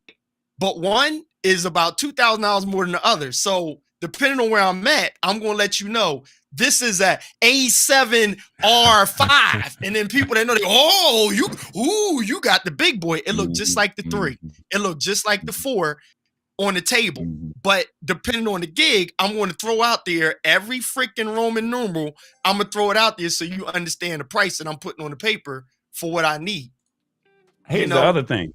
Here's the other thing. And I agree with everything that you're saying. This holiday season, I had a family member say she's in college. She's a freshman. She tells her mom that I want the A7R3. So I tell the mom, why does she want the A7R3? Because they like, ooh, she need to get her car fixed. Or do we buy her this A7R3? And I'm like, but she got a Canon, right? So why don't you just go get her a zoom lens? She a freshman. And worst case scenario, just go get her a A6400 or a A63 because she's in college and she's shooting the basketball games. All she really need is a zoom lens. Why are you buying the A7R3? So I asked the girl, I said, put your daughter on the phone. Why you want the A7R3? Because that's what they using at the college. Well, that's what the professor uses. You the student. So why you gotta have that? So now mom was like, look, we're going to get the car fixed and we just going to get you. Look, I got this zoom lens here. Just give me $75 for it. You can have this zoom lens on this Canon. Use what you got. Now, summertime roll around. And if you still serious in this, as opposed to, buying all this new stuff and you not going to use it. Because I'm like, look, the only difference if you having the Sony versus the Canon, and you can still do it on the Canon, is that you could literally send the images to your phone after you take the snap, after you get the shot, and you can say, what's your Instagram or what's your phone number, and you text it right there, $10. You want it, $10. Now that's a quick way to make that, but you didn't say that's why you wanted the A7R3. You said you wanted the A7R3 because the professor got it. You ain't got the professor type of money right now. You're a freshman. Same use case. Yep. Yeah, we ain't got time for that. So look, use what you got over here until you get to where you trying to go. That should be the theme. That should be the title right there, James. Use what you got till you're trying to get to where you're trying to go. Now you got a point there, man. I was letting that marinate for a minute there. I was just let that back. Yeah, because we just let's be clear, okay? And see, I like what Tallboy's saying because Walter, because as you were saying it, I knew where you were going with it, and Walter says the same thing. It's like we had that speech right about the equipment speaking for you. And I think if we blend all of this together, we're blessed to have it so that you don't have to make the argument when you walk in the room. I sent my son out. He did somebody's prom. It's a person that wanted me, but they was like, well, it's just my daughter thing. And your son do pretty good pictures. I was like, cool. He in college. I need him to make his own money. Right. So I'm like, I'm going to send my son, and he was going to take the A7C and, the Tamron lens. I was like, I said, take the G Master. So it was other photographers at that joint. He whipped out that 70 to 200. They was like, oh, you ain't playing. Ooh, you know, they now the lens is fire. Walter y'all know that lens is fire. I'm like, it's big, it's heavier, but it's fire. Like you can't really miss with that, right? The kid goes in there and he was more encouraged to like get it in. And he didn't just play off of, I got the 7200. He just was in there shooting. The pictures were fire. People sitting there, oh man, they were more impressed with what was in his hand and they ain't even see his shot yet. So it was like, it was like a couple of celebrities there too. They was like, oh, let me get your Instagram and blah, blah, blah. Here's the problem. He gives them his Instagram. They look at his Instagram, but they don't realize that most of the pictures that he got on there is cell phone and the A60-100 with the kit lens. So they looking at it like matching up what he had in his hand on that day, what he got on his timeline, and he's laughing. I was like, keep your mouth shut. Don't worry about it, right? You know what I'm saying? Because now if you do show up without that lens, they've already trusted how you shoot, right? So it's so many ways to play this. Small thing, tall boy, it's funny. Hold fast gear. I put a strap on because every photographer I seen, they had like regular elastic looking belt thing around them or maybe a peak design. And I'm like, I need to have a little more swag. It's like you with the cap on right now, right? I got to walk in the room with a little bit of class, right? So I was like, how do I accessorize myself? And we can't tell all the secrets, Keith. We can't tell all the secrets, man. Listen, look, because I was wearing my caps now, but I haven't done it for about 9 months, but I was rocking my cap. So when I seen y'all, I was like, oh, that cap is fire, bro. I put the strap on and I look a certain way, and that actually sells it more, not because the equipment is better, but it's just like, nah, that accessory is something that's better than what everybody else looked like in the room. But I got the same camera as other people in the room, and then I wrapped the camera. I said that 1,000 times. That's the only reason. No, yours is red. Don't. It's not the same camera. It's different. You feel me, tall boy? No, that's a camera. Yeah, and let's not be too humble because I'm on the whole fast gear site right now, and they got the stormtrooper there. So let's not be too humble. I'm on the whole fast Them women at this party, me and the photographer, I was glad. You know, like real photographers, you cool with each other. Like you know, you give each other kudos. You be like, all right, respect. I'm Keith. You meet them. Everybody stay out each other way. They help you. Your battery died. I got you. Whatever, right? Yep. But game recognized game. So we not in a pissing match because we all getting our check. So we good. Right. So the boy leans over to me and the girl's like, she's like, I want to take it with that one. And I just looked at him like, he was like, I knew I should have wrapped my camera. I was like, dog. Can I send you my cameras? I got 2 cameras I want you to wrap. They APC, but can I just send you mine? You want you a stormtrooper too? Yeah, listen. It don't have to be that. He can give me a couple of these. I'll pick the ones I want. How much you gonna charge me to wrap my cameras? Because I got to. Oh man, I'm already. So when tall boys step out, I have a unique look when I step out, and that's how I get majority of my interviews because of the look, you know. And it's like, I mean, right now I'm dusty because I was eating powdered donuts over here, laying in the bed, and I saw. I was going. That's what the white stuff. Okay, we was because I was eating some donuts. I thought he was doing chalk. I thought he was a chalkboard as your vision board. Hey, we was gonna talk about that. I said, this boy over here. Look, I didn't even when I came on camera, I looked and I said, God, you eat these powdered donuts, and I've been trying to wipe it off, but it ain't coming down. But I got the cap is so cool, it doesn't even matter. That's right. But I showed that I belong in conscious conversation. So, you know, it's like, so people, they're like, what is tall boy doing? He got a stained shirt or something? No, I was laying in the bed eating donuts. I was what? Yeah, you got me. You know what I'm saying? I was looking at him like. Oh. And the camera's so clean, it's showing every bit of the powder. Everything. It's showing all the powder. Like, dude, the black shirt is nice. You should have used your phone.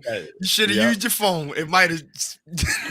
Hey, that's why you keep seeing me like doing this. Hey, that's why you keep seeing me doing this. I'm trying to zoom to get it back and forth. I'm like, let me get. I wanted to go off camera and just switch shirts, but I mean, I ain't know what James was doing. Then I started doing this, and then James like, oh look, you're messing with the cameras. You're doing too much. I was trying to hide it, but then I was trying to get the pan and zoom done to try to get them white speckles off. Being like, Lord have mercy, this boy done came here.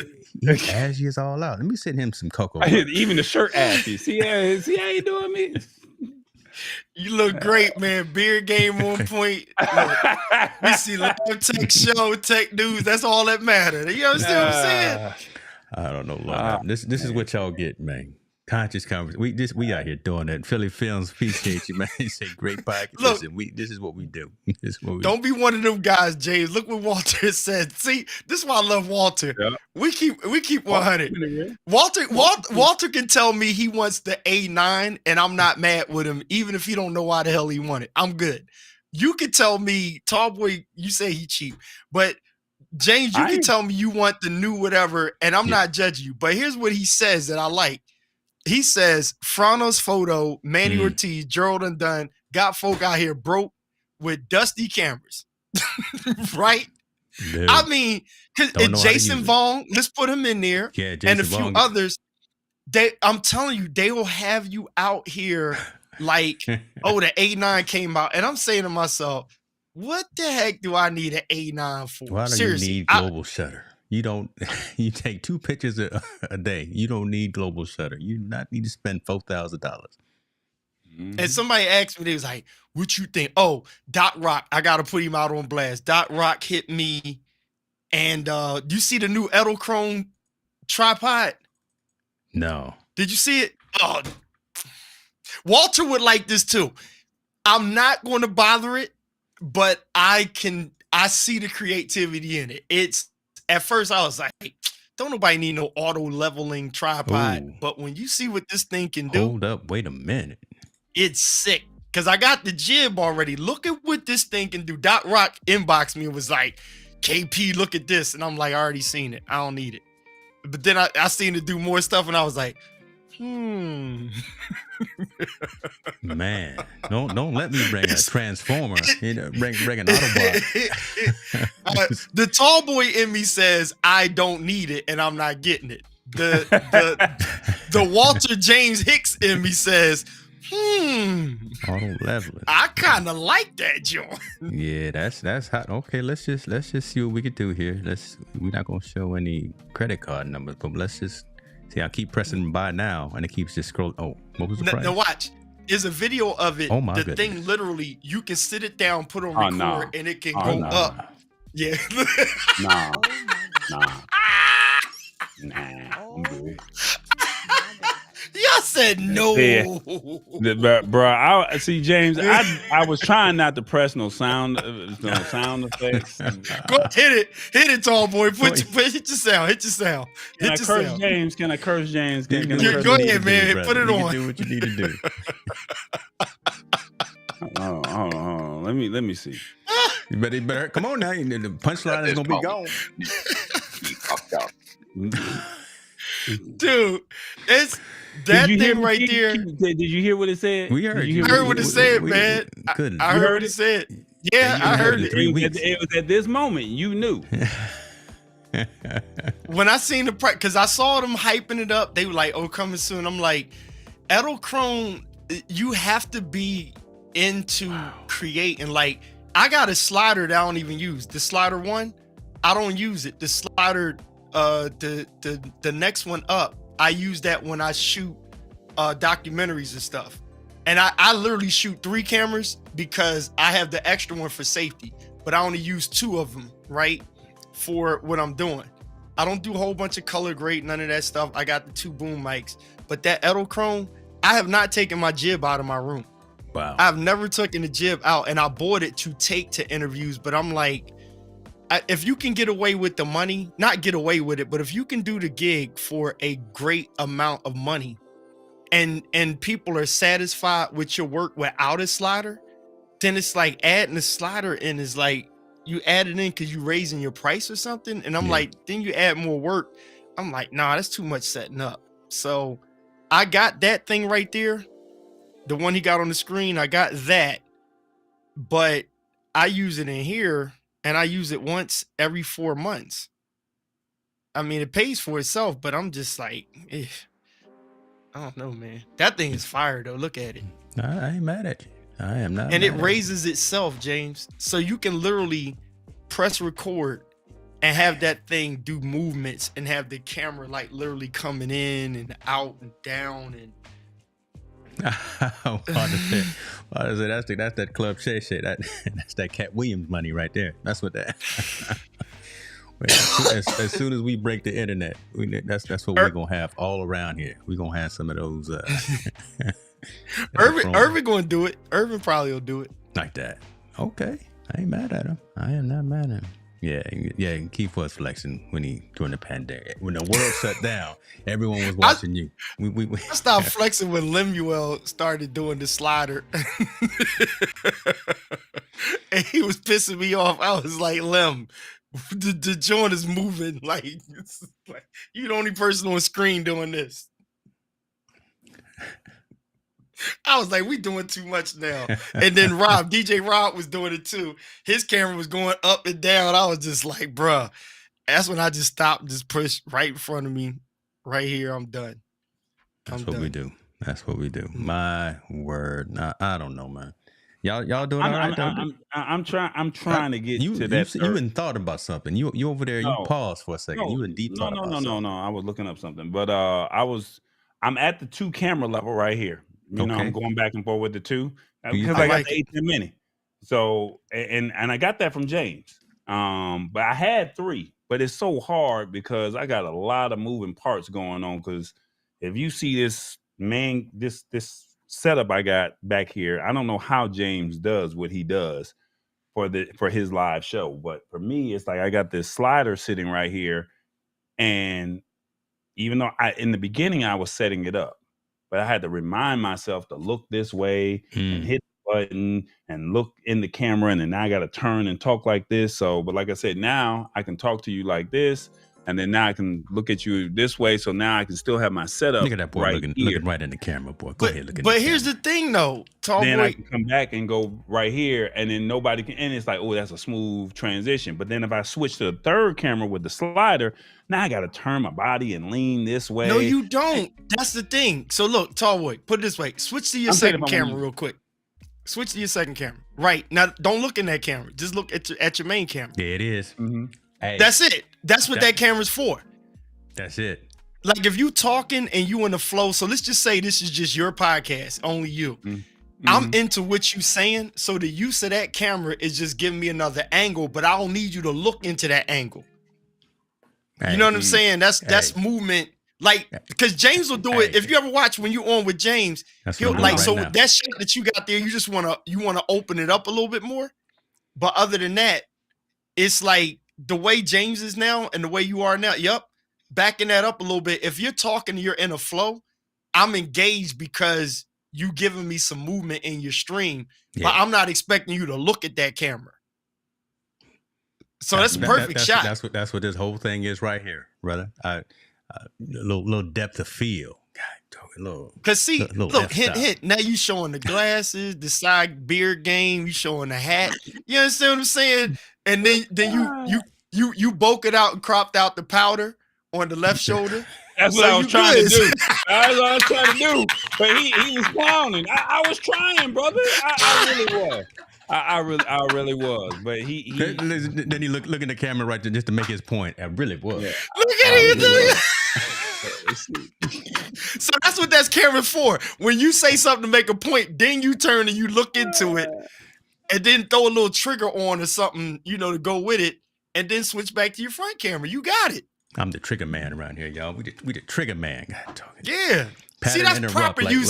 That's the proper use of flexing the camera switch. Yeah, but that's cool. But like I said, trying to use that slider, and like I said, I made this investment in this slider, so we gonna use this slider. Like we gonna use this. I just got to figure out. You used to work on the newsroom floor. Get him, Walter. Walter, stop, bro. Why you gotta do me like that, bro? I ain't even seen your podcast yet, bro. Hey, Walter. Hey, Walter. Come on. We got a few more minutes. While there it is, right there. If you want to come in, if you want to come in, we got a few more minutes. Walter, why you gotta throw me under the bus, dog? I mean, you know, and unfortunately, with me working in radio, you know, James, have you ever worked in radio or TV, James? No. Okay, so James, I thought you was working with Oprah Winfrey and them. Well, I don't like to get all that information out there. My fault. My bad. So James, so the one thing about me is I like to test stuff out in real time. James let me test it out. James like to test it out before he goes live. Yes, My sir. thing is let me tear it up on the screen. That's your me. Heart. I like your style. That's bless your heart. Because my thing is, y'all understand, like, oh, I'm using this. This is what it's supposed to do, and let's see if it works. Do it work? Do it not? It don't work? Okay, well, okay, now what? That was dope. And James be looking at me like, "Boy, what are you doing over there? You know, like, bro, you're doing too much, bro. Like, you have your contingencies in place. You know, when things don't work, right? That's what I do. He ain't mad at you when it worked. He mad at you if it don't work. So if you say, look, Tall Boy, I'm with you. I'm gonna be like, yo, I'm gonna try it. So like one of my cameras is upside down because I just flipped the camera back. And if I'm live, I don't care if I hit that button and it's on there. I'm like, hold on, y'all, let me turn the camera around.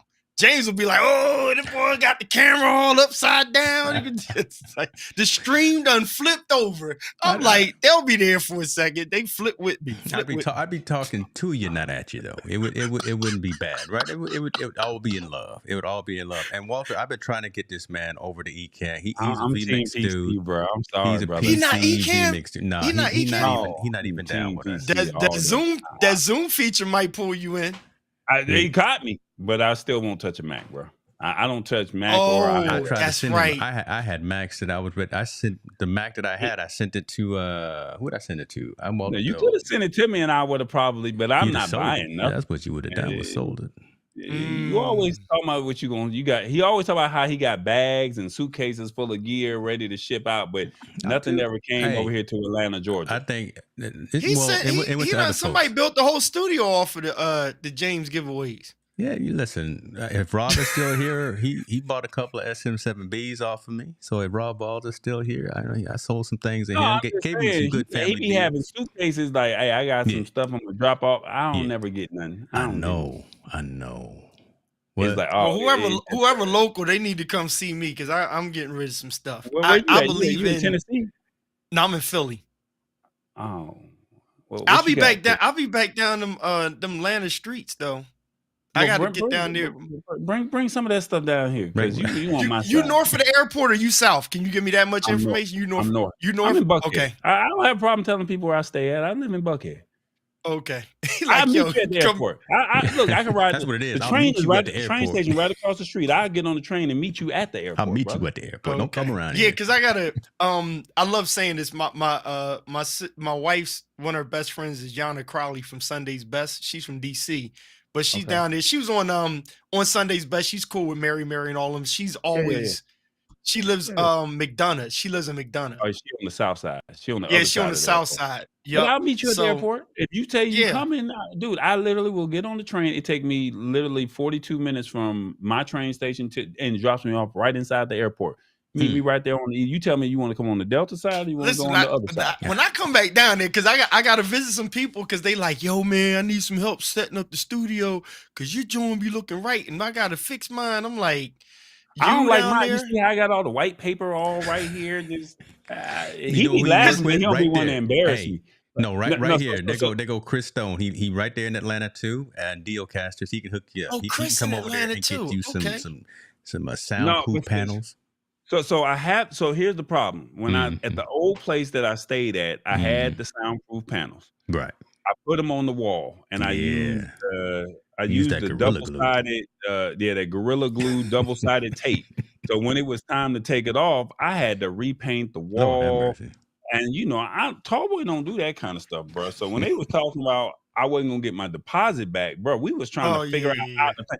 So I was mad. So what I did is I went to Sam Flax and bought this white paper, put some tacks in all four corners, and then I said, okay, well, we just gonna put the tape. I forgot the name of this tape over here. Chris said that's that Buckhead tape. We're gonna get this alien tape right here, and we're gonna put this alien tape on this because that alien tape messed up the other apartment, but we'll put it on this Sandplex, and then if I don't like it, I can always take it down. So I'm tired of looking at it now, but then I'm gonna have this white wall. Now, Awesome Wood Things or Matt Haas, he created the Lab Tech Show joint because he's into woodworking. And I saw what he was doing one day, and I said, "Well, look, can you make me one of those?" So he made me one of these. That's dope. So Awesome Wood Things that did some nice things for me, and I was like, "Well, I can just hang it up that way." You know what I'm saying? But now I don't like this look, and I'll be watching y'all on Tuesday, and I'm like, man, he got the sexy blue lights. Yeah, we crispy. I didn't say you. I didn't say you. I said he got the sexy blue lights. I didn't say nothing about your lights, bro. I said he got the boom boom room going in the background with the blue and the yellow. Hey, you know what? I didn't say nothing about you, James, because James did not want to listen to me in the beginning when I told him about that digital real estate in the background. Now he's utilizing it. But them sexy blue lights in the background with James got the TV in the back. He bougie. Yeah. But he wasn't listening. He didn't want to listen. See how you got the candles over there? See, I want my stuff to look like that. But see, I don't have the background the way you do because I don't know how many steps you can take to get to the back of your room. But I'm literally right here on my wall. So I don't have that space where James is using his whole room to maximize, whereas this is just got that a small depth of field jump. Yeah. Yeah, I don't have the depth of field. All I have is 2 inches behind me. So if I lean back, I'm on the wall. Lean back.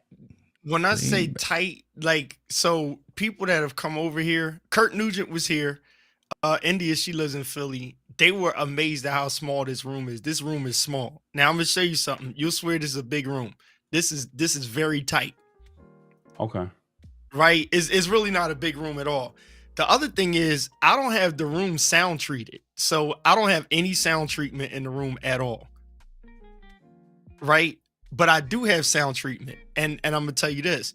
A professional builder, my guy who built Boys to Men Studios, he built our studio when we had it in a warehouse and all, paid a lot of money to get this room done. And it costs a ton just to soundproof it, whatever. But for these podcasts and stuff that people doing, you literally don't even need to treat the walls. If you got the sound stuff right. And that's the one thing, like, I help people out with. They like, yeah, you're doing so-and-so. And I'm like, my professional buddy who does, he still builds rooms now. He came in and he said, I was like, I don't know how I got it right without, treating the room. I said, I just couldn't afford to do it in here. And he was like, it's the carpet, the curtains that you got, the other aesthetics around in the room, the softbox and whatever. They're killing it. And then the way I got the processor on the microphone. Mm-hmm. And the great thing about it, if most of the people that's talking into the microphone here, and here's what's crazy. I put a boom mic up here to record somebody at the table. I couldn't have a mic in the shot. And it literally has the same quality as this.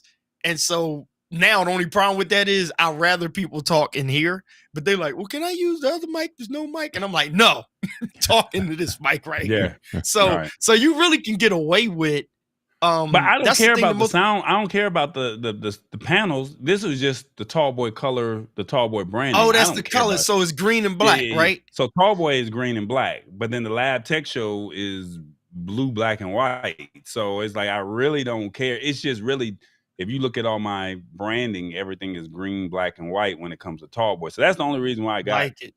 That's the only reason why. Just like you got the yellow windscreen, that's all. It's all for show, brother.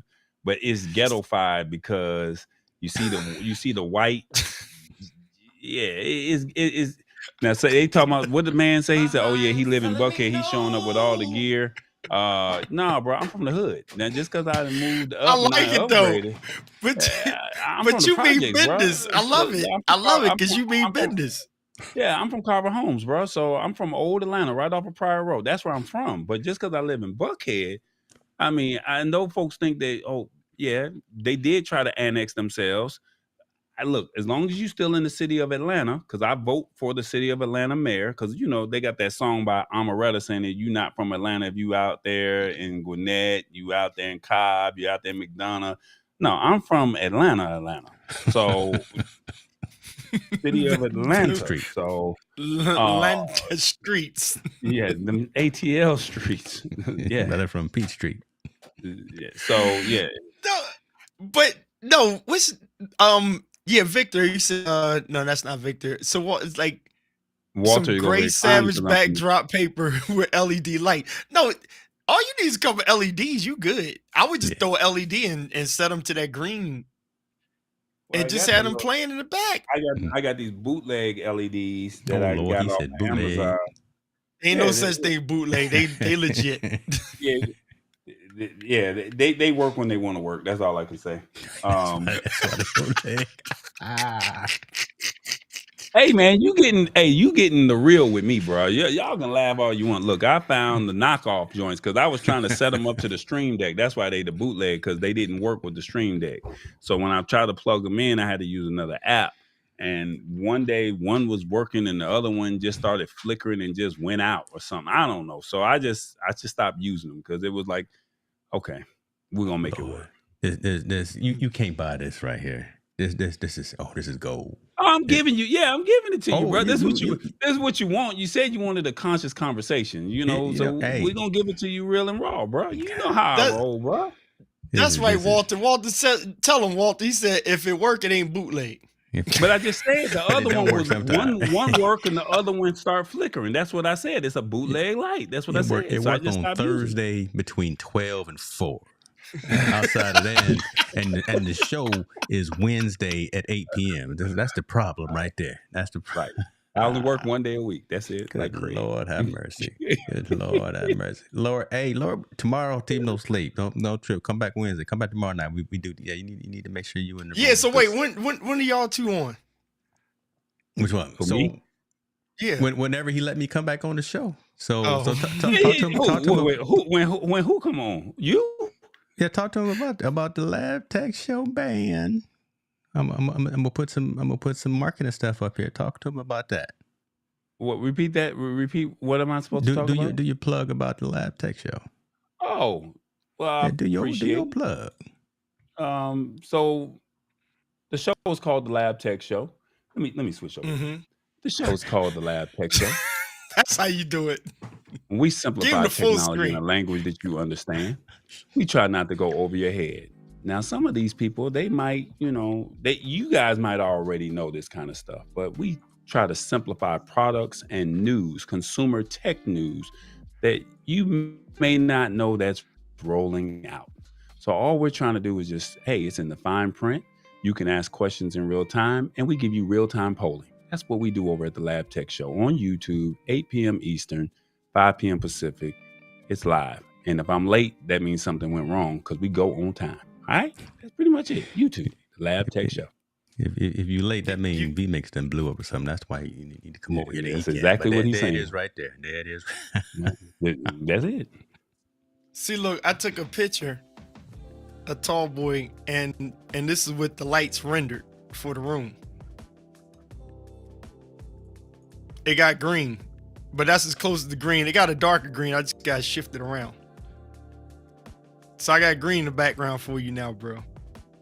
What are you talking about? I'm missing what you're saying. No, you. So I took a picture of the screen so the lights would correspond to the whole thing of how you're green in there. See, I got green up there now. Yeah. In the top left. Okay. Yeah, I was like, it took all the colors and mixed them up though. Yeah, that's a little Philips Hue action right there. That's so you gotta let folks know too. That's what you did. That's that Philips Hue action. Philips Hue. I was just hoping, James. I switched the cameras back to. The green is nice though. I like that.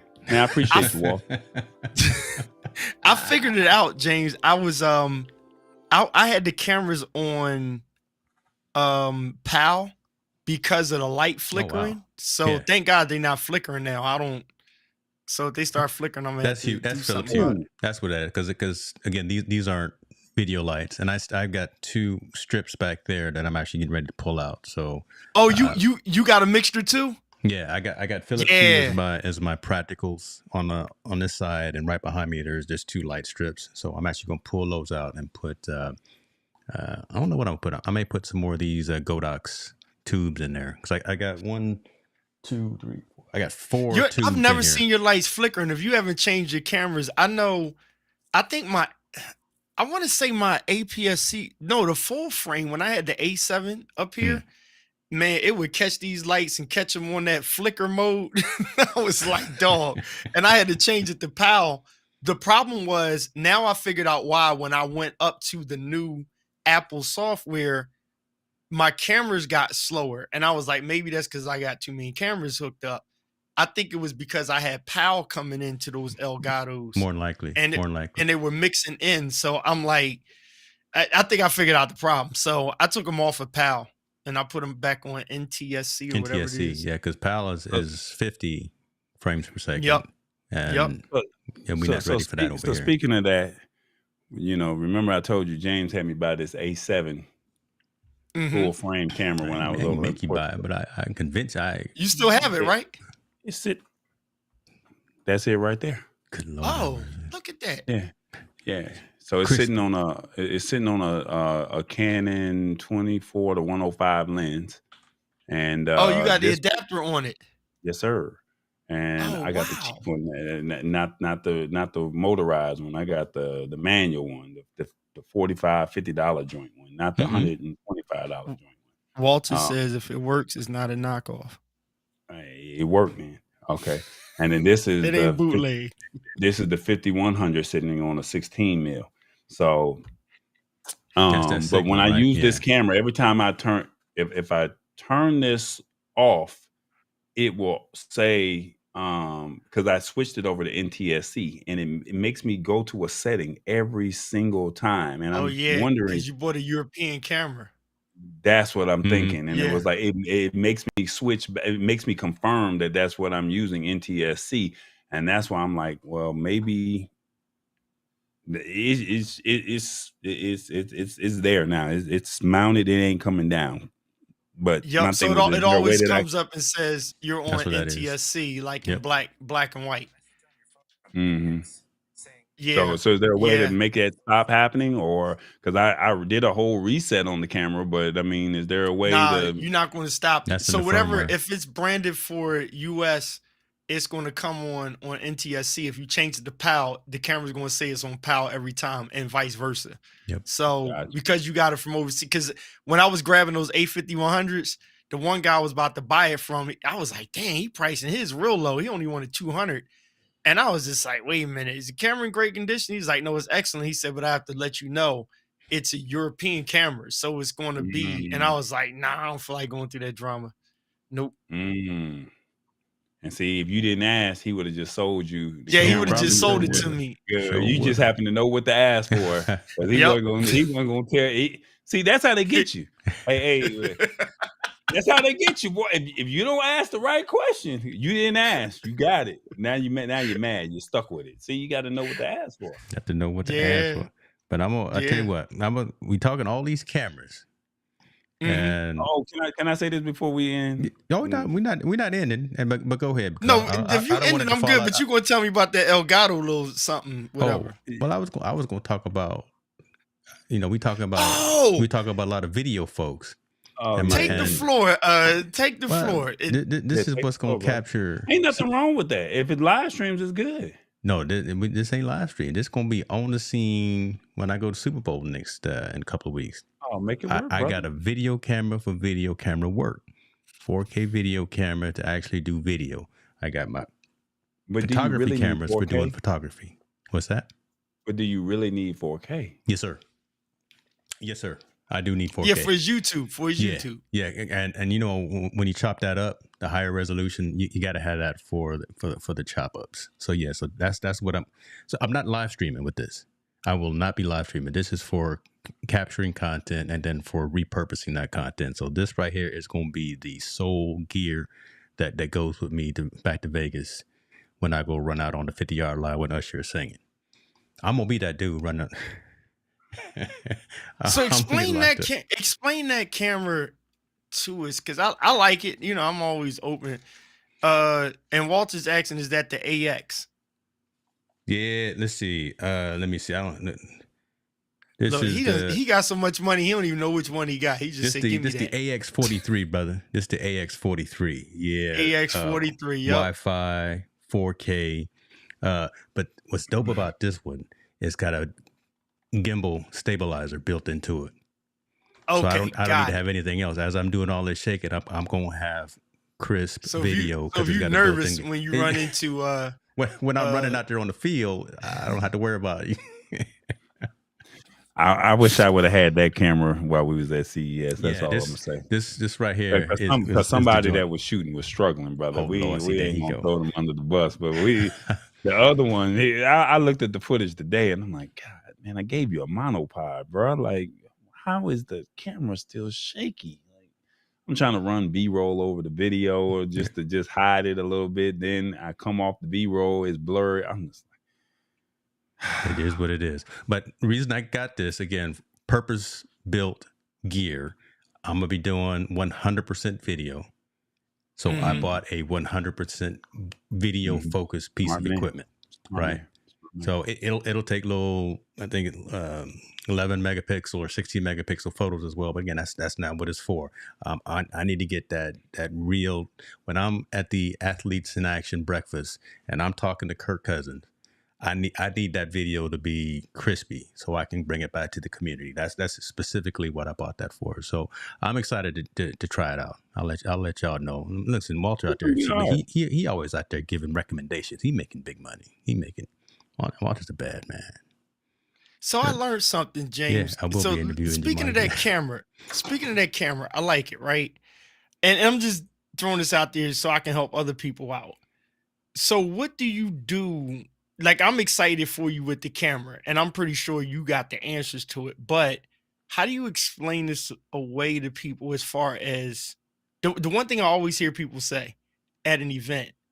Is we going to see the pictures? Because you know these photographers, they're coming out here, all this big equipment, and they'll never get to see it.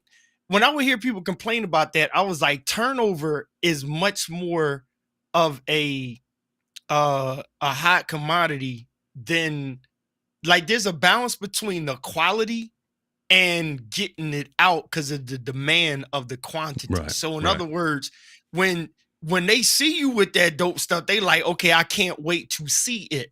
What I started to learn is, and this is why when people are like, oh, can I hire you to do this video? I'm like, nah, unless it's a big bag, I'll leave the video alone because I'm like, or not unless in your case, this for you, but I don't like doing video for people because I'm like, if you about that video life, do it. But if you're not, leave it alone, because that turnover, you can make or break your business because people are so quick. The event happens on Friday. You better have them upload on Saturday, and it better look like the quality of what they hired you for, unless it's a wedding, unless it's something, that you got time on. The mayor is in now. They want to see that tomorrow because, again, to Walter's point, Tallboy's point, your point, my point, it's a guy with a phone that picture, it don't matter that you got bokeh that's a better quality lens than the other one. The event was last night. After 24 hours, it's 15,000 pictures out there that your picture is not that hot after that. So like for you, I get your point, CES. Now you got an advantage on some people because they got to rig up the gimbal. They doing this. They got a Ninja on top. Then they got to get back home. Then you got to edit it down on a color grade just to show that Jason Vaughn was walking down the thing and you interviewed him. 15 other people interviewed him. He said the same damn thing on everybody's interview, and all of them are out, and nobody's looking at your camera like, oh, your quality is better. That's the thing that kind of gets me. So I look at equipment on, how does it like literally speed up my process, and is it practical that I'm getting that out? Not just talking about it, but showing it to you. Like y'all with them glasses, y'all done sold them glasses on me. Cause you look at you, James. You walking in with that AX, you got the Osmo on the hip, but then in a moment you like this celebrity walking past. I ain't gonna have time to get all that stuff out. So you go. So done. Got him. That's what I did. Before I answer, hey, Doc, go ahead. we see you in the building, brother. Hey, if you want to jump in on this conversation, man, I got the link right there on the screen, man. I know you on the East Coast, and it's time for you to go to sleep. Your he up. He partying. He's still on Hawaii time in Florida right now. But literally, think about it. That's how I captured that Robert Downey Jr. footage at CES a couple weeks ago. I live streamed to Instagram using these glasses. And I got a ton of engagement and a ton of comments just from that right there of bringing that to the people at that particular moment. So everything for its purpose, right? Again, everything for its purpose. And I understand the conversation of saying quality and time of turnaround and things of that nature. We are going to err on the side of not just pushing out the content, but making sure the content is quality. We're not going to just put mess out there, right? Again, we trying to, all of us that's in these comments, everyone who's part of this community, we all are really trying to rise above the noise. There's a lot of other folks that are out here entertaining, streaming, vlogging and all that, but we really try to resonate with our community and make an impact. We do it all. We say it in the Ecamm fam a lot, and Tallboy, you got to hear this, man. We talk about intentionality all the time. We're not just showing up just to show up. We showing up with a message. So I'm gonna walk around Las Vegas, Allegiant Stadium, running out there 50-yard line when Usher is singing, yeah, with my video camera. Right. Doc, come through, brother. Come through. So to James's point and to your point, see, hold on. He $3,800 right there. Look at him. He out there taking spatial audio, spatial video over. He probably already got his pair off. Okay. Go ahead, man. So to James's point and your point, Doc Rock. I mean, Keith. I'm talking about Doc Rock. I think so. So for me, I didn't even know I did it because it was natural instinct. But I took 30, this gives you option of 30 seconds or one minute worth of video. I recommend the 30 seconds because it's easier to download faster. But where I messed up at CES this year is I did not post those interviews of each company right then and there, because I could have just downloaded and just posted a quick interview. Hey, I was with Domino. Oh, I was with Global. I was with J5 Create. I was with Sony or whoever it was that I was with, right? I didn't do that. So because I did not do that, I think that's where it kind of hurt me, because it was one of those in-demand moments. But then when I'm at something like the Mayor's Ball, or I'm at like a red carpet or something, and something is hitting me right then and there, I can get it and I can get it uploaded. And then now you know that the video is going to come, because you know that that's what Tallboy do. He do interviews. So you see me talking to this person. So you see I got 30 seconds worth of video. I got about 48, 72 hours tops to turn that video around. Something like the Super Bowl, you got, if you doing the Saturday Celebrity Sweat Flag football game, and you get an interview with Michael Vick, or you get an interview with Kirk Cousins or Doug Flutie or whoever, Mike Tyson, not Mike Tyson, but Evander Holyfield, whoever is going to be at the Celebrity Sweat Flag football game, Billy Blanks, you show that you got the 30 seconds worth of video, but then they'll be looking for that. Yes. And then on Sunday, while everybody is watching the game, you over there editing the video from Celebrity Sweat. So while they watching the commercials, they might just be flipping on Instagram. You can upload a video. That's exactly what I'm going to be doing. Now they ready. And now he's using that AX33. You know what I'm saying? But that's the purpose of these glasses, or even having cell phone footage where you can show that you got something. Interview coming soon. But then if you don't have that, then it's kind of like you got to flip it over. Now, the problem with a lot of content creators here in Atlanta, you never see their work. And it's like, if you Google Mayor's Ball, just Google right now, Mayor's Ball Atlanta, not this year, but if you Google Atlanta Mayor's Mass Ball, whose videos do you see? You see probably one or two of us. Where's everybody else's stuff? You know, if you go to YouTube, Atlanta Mayor's Mass Ball. So everybody posting on their personal Facebook page. You're not even posting. Do you even own a website? So go here. So I can understand, Keith, you got a website. Hey, all photos going to be on What's your last name? Pelzer? Pelzer, yeah, Pelzer. Pelzer, go to Pelzer.com and you promoting Pelzer.com. Then you got all the photos from the mayor's ball or from that event that you were at. You know the photos are gonna be uploaded, and they right there. But most people are gonna go to YouTube. They're gonna go to Instagram. They're gonna go to TikTok. You know what I'm saying? So how fast can you get that video turned around? And that's what James is. People are gonna be looking for that behind the scenes, those sanctioned events. They're gonna be looking for that footage. And can you get that footage out before anybody else that was there that had it? Because those are the people that's gonna remember you the next year when you come out and let's just say he goes to the next Super Bowl. They're gonna say, oh yeah, that was the guy that got that video there. Yeah. Hey, I'm not mad at you, man. I'm gonna give you some flowers here. You number 2 on the list, Atlanta's Mayor's Ball. You right there, number 2. So, and number 3. Go ahead, brother. Look at you, number 2, number 3. Oh, there's more. See, I know you more all over it. Yeah. And because I thought about I'm telling y'all, just like local here, I've seen people in video like winning because the complaint of most clients were how long it takes, because people want stuff quick, right?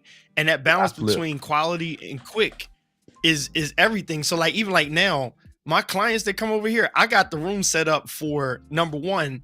My secret was I went at audio first, right? So for podcasts, and I could tell people when they come in here, like act like the cameras don't even exist, right? Because if you have a podcast, it's all about sound, right? I was like, people create their vision based on the sound, and then the vision is an extra to what they hear on sound. Now, if you're a live streamer and you coming in to use my facility for live streaming, I got the room set up so that you look cute on camera.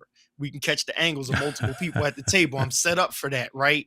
I got fast internet for all of that stuff. If you want to look cute, the thing will be is how quick do we turn this stuff over? Like how fast? Because I'm telling you, the ups and downs here is, huh? No, go ahead. The ups and downs. Yeah. What? Yeah, the ups and downs are like, how quick are we turning it over, and how how fast do we get this stuff out? So it's just one of those things, man. And I get what y'all saying. I'm just folks don't know how to turn. People don't know how to flip because they're so. And I'm not trying to be funny, and I'm not taking anything away from a creator or a videographer or a photographer. I'm not taking. Photographers can just say, when I get home tonight, I'm gonna just, do some color grading, and I'm going, put some lighting to it, and light you up a little bit, and put my logo across the photo, and we good. And you good. But when it comes to video, you got to sift through that. Now, Tallboy was notorious for, I'll go to the event and I'll have the video up within 48 hours, 24 to 48 hours. But my thing is, if I got multiple events, then now where's that time? Because now I got you on Friday, got James events on Saturday, and then I got another event on Sunday. Where was the time to edit? So unless you really have that team that say, hey, Pelzer, you go out and cover this event right there. James, you go cover this event, and then send me and then you got somebody that's but like I said, everybody know how to shoot. Hell, I can give Doc Rock the camera, shoot it. Shoot me give him the camera. Blaze. Give him the camera. Look at Doc Rock over there. I can say he can be in Hawaii and say, Blaze me that video, or Blaze is the new WeTransfer. We didn't left WeTransfer alone. If you're trying to get an endorsement through WeTransfer, oh well, I'm messing them up, because Blaze is you can send the files encrypted, and you can send any file size and any limit. So if you're not familiar with Blaze, to send those files over, you might want to look them up. But he can he can blaze me his footage right then and there, and then he'd be like, Tallboy, can you flip this for me? And all I gotta do is just download it. But I know how to edit. But does the next man know how to edit? Or the person that was out there shooting, they're out there, they just want to be on the red carpet. That's what your problem is, Pelzer. Everybody wants to shoot, but they don't know how to edit, so they don't know how to put it out there. And then what they'll do is, now you got CapCut. So people are learning how to use CapCut on their phone. And then, Oh, this is a perfect time for Doc to chime in. Because he one of them old G's. I know he want to talk. So look, James, I'm gonna say this, and Doc, you got the mic. What's going on, brother? Good to see you. But real quick, I'm just picking on what Chris and putting together what Chris Stone is saying and Walter. And that's just the narrative here in Philly. And I get you on Tall Boy. It's like quality and quickness wins. And that's like my secret. I figured out, okay, when was I going too deep with Lightroom? Because, you know, the bougie thing was, color grading and see raw. And I'm sitting there looking like, dude, it's not that deep for style. And if everybody's playing around with 18,000 colors, then what's the beauty in seeing a raw shot creatively and just taking a great picture with the color contrast and stuff there? So you do Lightroom, operative word, Lightroom, touch, and get the picture out. So you get people, I'm still working on it. I put my joint out, and then they finally come later because they wasn't as quick. And it's like, damn, Keith Jones is still better. I'm like, that's how I'm winning. So that's how I do my joint. I figured out, how do I do it the long way first, and then figure out how to shorten the long way with the quality of the long way and get it turned over. And so when people are like, oh man, you the man, give me some tips, OG. I'm sitting there looking like, I'm saying what Walter is saying. The win-win, and Tallboy brought up CapCut. Other people, they keep coming up with quick ways to almost match what you're doing, and it gets harder to stay in front of it and argue, it's better because I got a 4K camera. The kids is laughing at you like, dog, I 1080 and I got 1 million likes. And I wish I was in Philly. I wish I was in Philly, because the folks here in Atlanta, they don't want to pay you, because they'll pay the photographer, but they don't want to pay the videographer. And so they look at it as, we gave you the red carpet access. Hold up, bro. Like, but are you trying to sell more tickets? Or are you, so now it's like, because video goes by to the point, remember, video is moving, right? So video's moving, you don't really have time. The naked eye on a phone, in most cases, don't have time to understand the quality difference between your phone shot, an Osmo, what's his name, and a 4K camera or 8K camera. But a picture, you can still play that game, because Doc knows how to take a good picture with his phone or anything. I don't know what the hell he's using. I'm just like, Doc took the photo, got that Fuji action. Walter can take a picture with his Android or iPhone and lie to me and say it was a big camera, and I'm gonna believe him because of the eye of the shooter. But when you get in the video, people kind of don't even care with that, because it's like, it's running by so quick and the attention span is so short. They not sitting there like going in like, ooh, look at the color grading and stuff. Man, that's so 22, 23. It's quicker now, man. It's quicker. Yeah, but here's my thing. You're trying to sell tickets. So are you trying to sell tickets on photos, or are you trying to sell tickets on video? Oh no, you saying the right thing. I get what you're saying. So if I'm down in Atlanta working with you, I'm on your team to give them the quality so my for thing your is, brand. For the event organizer, you need this video. But like I said, everybody comes out and they say, oh, well, we'll give you, since you're media, the red carpet access. Now I'm saying I'd rather be in Philly, because I'm like, hey, I'll recap your event and run me $2,000, and I get this flipped over to you. So then that way you can take this, because when I do, well, I'm throwing out a number, Doc. I'm throwing out a number. Hold on, man. See, I'm waiting for Doc to chime in. I'm muting my mic. I'm throwing out a number. You still muted, brother? He's saying he can't hear him. Okay. So what I'm saying is, I can just throw out. We can't hear you. He's saying he can't hear you. Okay.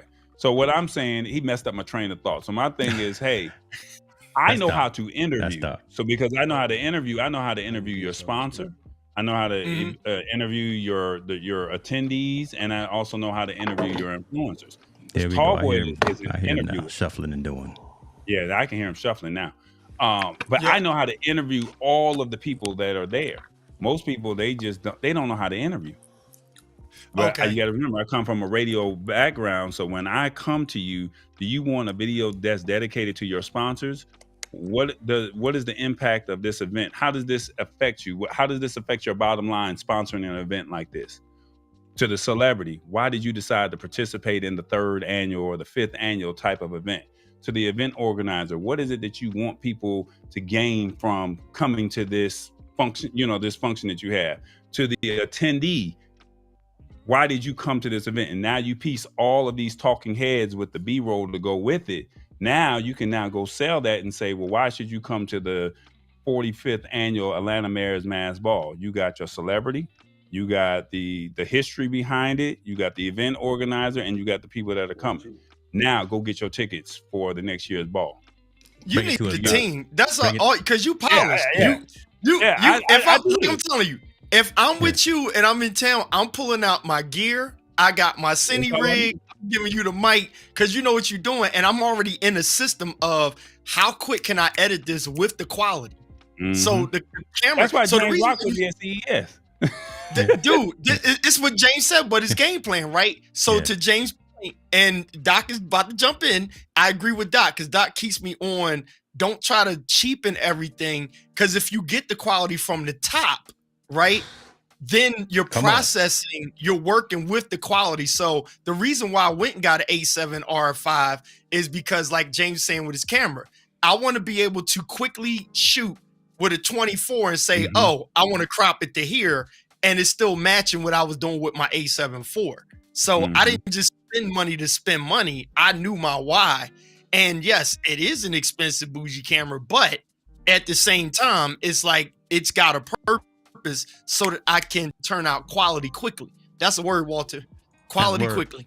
Doc, holla at us. Listen, we're gonna have to cheat, and we're gonna have to cheat. Use the iPhone microphone because for some reason my new what do you call these joints? The Pocket 3. I have the Osmo Pocket 3 over here working. Yeah. And because I just came back from shooting, that particular mic is dead. But I got the new DJI Mic 2s, and for whatever reason, even though I used it to stream this morning, it don't want to stream to my Mac. But irrelevant. You Doc Rock, it don't matter. You Doc Rock, so you good. Okay. You don't even need. You can come in black and white. You Doc Rock, so do what you do. Fill us in. And he rocked the E-Cam shirt. Look at him. Oh yeah, come on. The only V-Mix guy in the room, and I'm got the powdered. And you in the middle with the powdered donuts on your shirt. Yeah, I'm gonna go get me a V-Mix shirt, bro. Y'all mess. That nigga go get me a V-Mix shirt or something. Go ahead, Doc. So chime in, brother. Listen, he said, okay, so first of all, this is hard, and I understand that there's competition in your community that's running around offering to do events for like 500, 600, whatever. But your equipment is too expensive for you to be out in the street doing an event for $2,000. Yo, if Jesus said, "Hey, can I do an event for $2,000?" I'll be like, "Listen, Lucy is gonna give me 3,500, player. So no, my equipment costs more than that. You got your event price. You need to rent them the equipment. People who do what we do don't add the price of their equipment. Okay, so my black ass is 200 bones and up. I'm bringing $8,000 worth of equipment. You are renting my equipment for 25% of my total price. Plus my black ass. That's the cost. If you out, because what's going to happen, you're going to do this $2,000 event, and you're going to have a $5,000 worth of camera knock out your head, and your ass is out of business. It's a wrap. Because the insurance company will eventually pay you, maybe, but their whole goal is not to pay you. Their entire goal is not to pay you. So if that's that Florida. That's that Florida internet. E-Cam acting up, boy. Don't even try that. Don't play no E-Cam. Oh hell no! Don't even try that. Man. You in the minority, brother. We over here. Our stuff is right. You trying to talk about E-Cam? Go ahead, Doc. No, I'm in the hotel, so if it glitches, okay, all right, it's the internet. It's the hotel internet. That's the only. And I'm in Florida, the worst place in the planet. I don't care who from Florida listening to me. Y'all kiss my butt. Yeah, you in DeSantis I live country. in Hawaii, so fight. Walter talking about that ain't E-Cam. That's the hotel. Yeah, thank you, Walter. Thank you, Black. I got you right. See, at least Walter got me backed up. But no, for real, and I had to struggle with this for a lot of people in my area. Because everybody gets greedy and they all start trying to compete with each other. And it's cool. Like, I understand you got bills to pay, but you definitely won't pay bills if you're taking all of these jobs for super low to the point where now, when listen, Chris, I know you're here and I love you, but don't get mad at me. But when I see these young kids on the stream, these young white kids talking about I'm burnt out because I had these hate people in my comments, I was like, shit, I grew up black, son. You want to see what hate looked like? Nobody can say nothing to me in a comment that's ever going to hurt my feelings growing up a black kid in the 60s and 70s. So the reason why you get burnt out is you start doing all of these jobs for less than your value. And now I don't feel like doing it. But you know what you never did? You never slept on a job where somebody was paying you way more than you think you're worth. Okay? So for instance, say Keith is like, hey man, I got these things for you to do. And I know it's a lot of work and it's going to be hard, but I'm going to give you $5,000 a piece and you're going to basically work 5 hours a day. You pulling $1,000 an hour job, you ain't got no headache, your back don't hurt, your ankles don't hurt, your wife ain't got something for you to do, your kids ain't got no soccer practice, your kids don't have back. You tell you what, you can sit your black ass on the bench this game because Poppy got to go to work because I'm getting paid $1,000 for 4 hours worth of work. You know what I'm saying? So this is where people mess themselves up. When you be like, I don't feel like it, it's because you're not getting paid enough. And the reason why you're not getting paid enough is you set yourself up. You're the boss. So if you run your own business and you client tell you to do something and you don't feel like doing it, that means you charge too little. And the last part of that, they're going to be like, well, my nephew said, well, cool, send your nephew, pimp. And when those people come back to me and be like, oh, you know, Neff kind of messed it up, but can you edit this and make it better? Yeah. How much does it cost? $500 an hour. I thought you was $200 an hour. Yeah, but I got to unmess up other people's stuff tax. If I have to un-F your stuff, got real up in here, boy. It's not 2 times the price. It's not 1.5 times the price or 2 times the price. It's literally double plus some because I hate it when I give somebody the right price first and they try to go cheap and then they come back tail under, ask me to fix it. I charge them more. And you can call it the un-F other people's stuff price, or you can call it. But what you're saying is that's one thing. But then when you have, and I guess each market serves its own purpose, or each market is different. Everybody wants to be at these events here in Atlanta because that's where the celebrity is. So they feel like, well, I'm not going to pay you as the creator to come out and cover these events. Now I'm just saying I had leverage because of the company that I was working for at the time. So it's like, oh, well, we have the opportunity to potentially get my stuff on a bigger platform than you're just the person that's out here doing it. Whereas now it's like, okay, you telling somebody that you got 50,000 followers, the other person saying they got 100,000 followers. Okay, well, y'all all media, we just gonna cattle call y'all all in, just shuttle y'all all in the room. Followers don't mean nothing. How are you guys combating people? People against followers don't mean nothing. What I'm saying is that's how these people are. The Urban League. Oh, I didn't mean to say that. Lord have mercy. He just put them out there. Oh my goodness. Some of these organizations, they don't be wanting to pay, bro. They just be like, look, we just gonna give you access to the celebrity.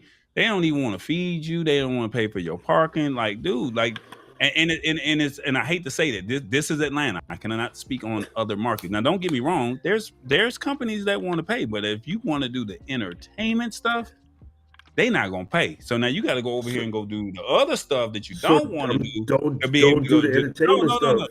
Yeah, I get you. There's nothing wrong with that, but people don't want to watch the stuff that you can't.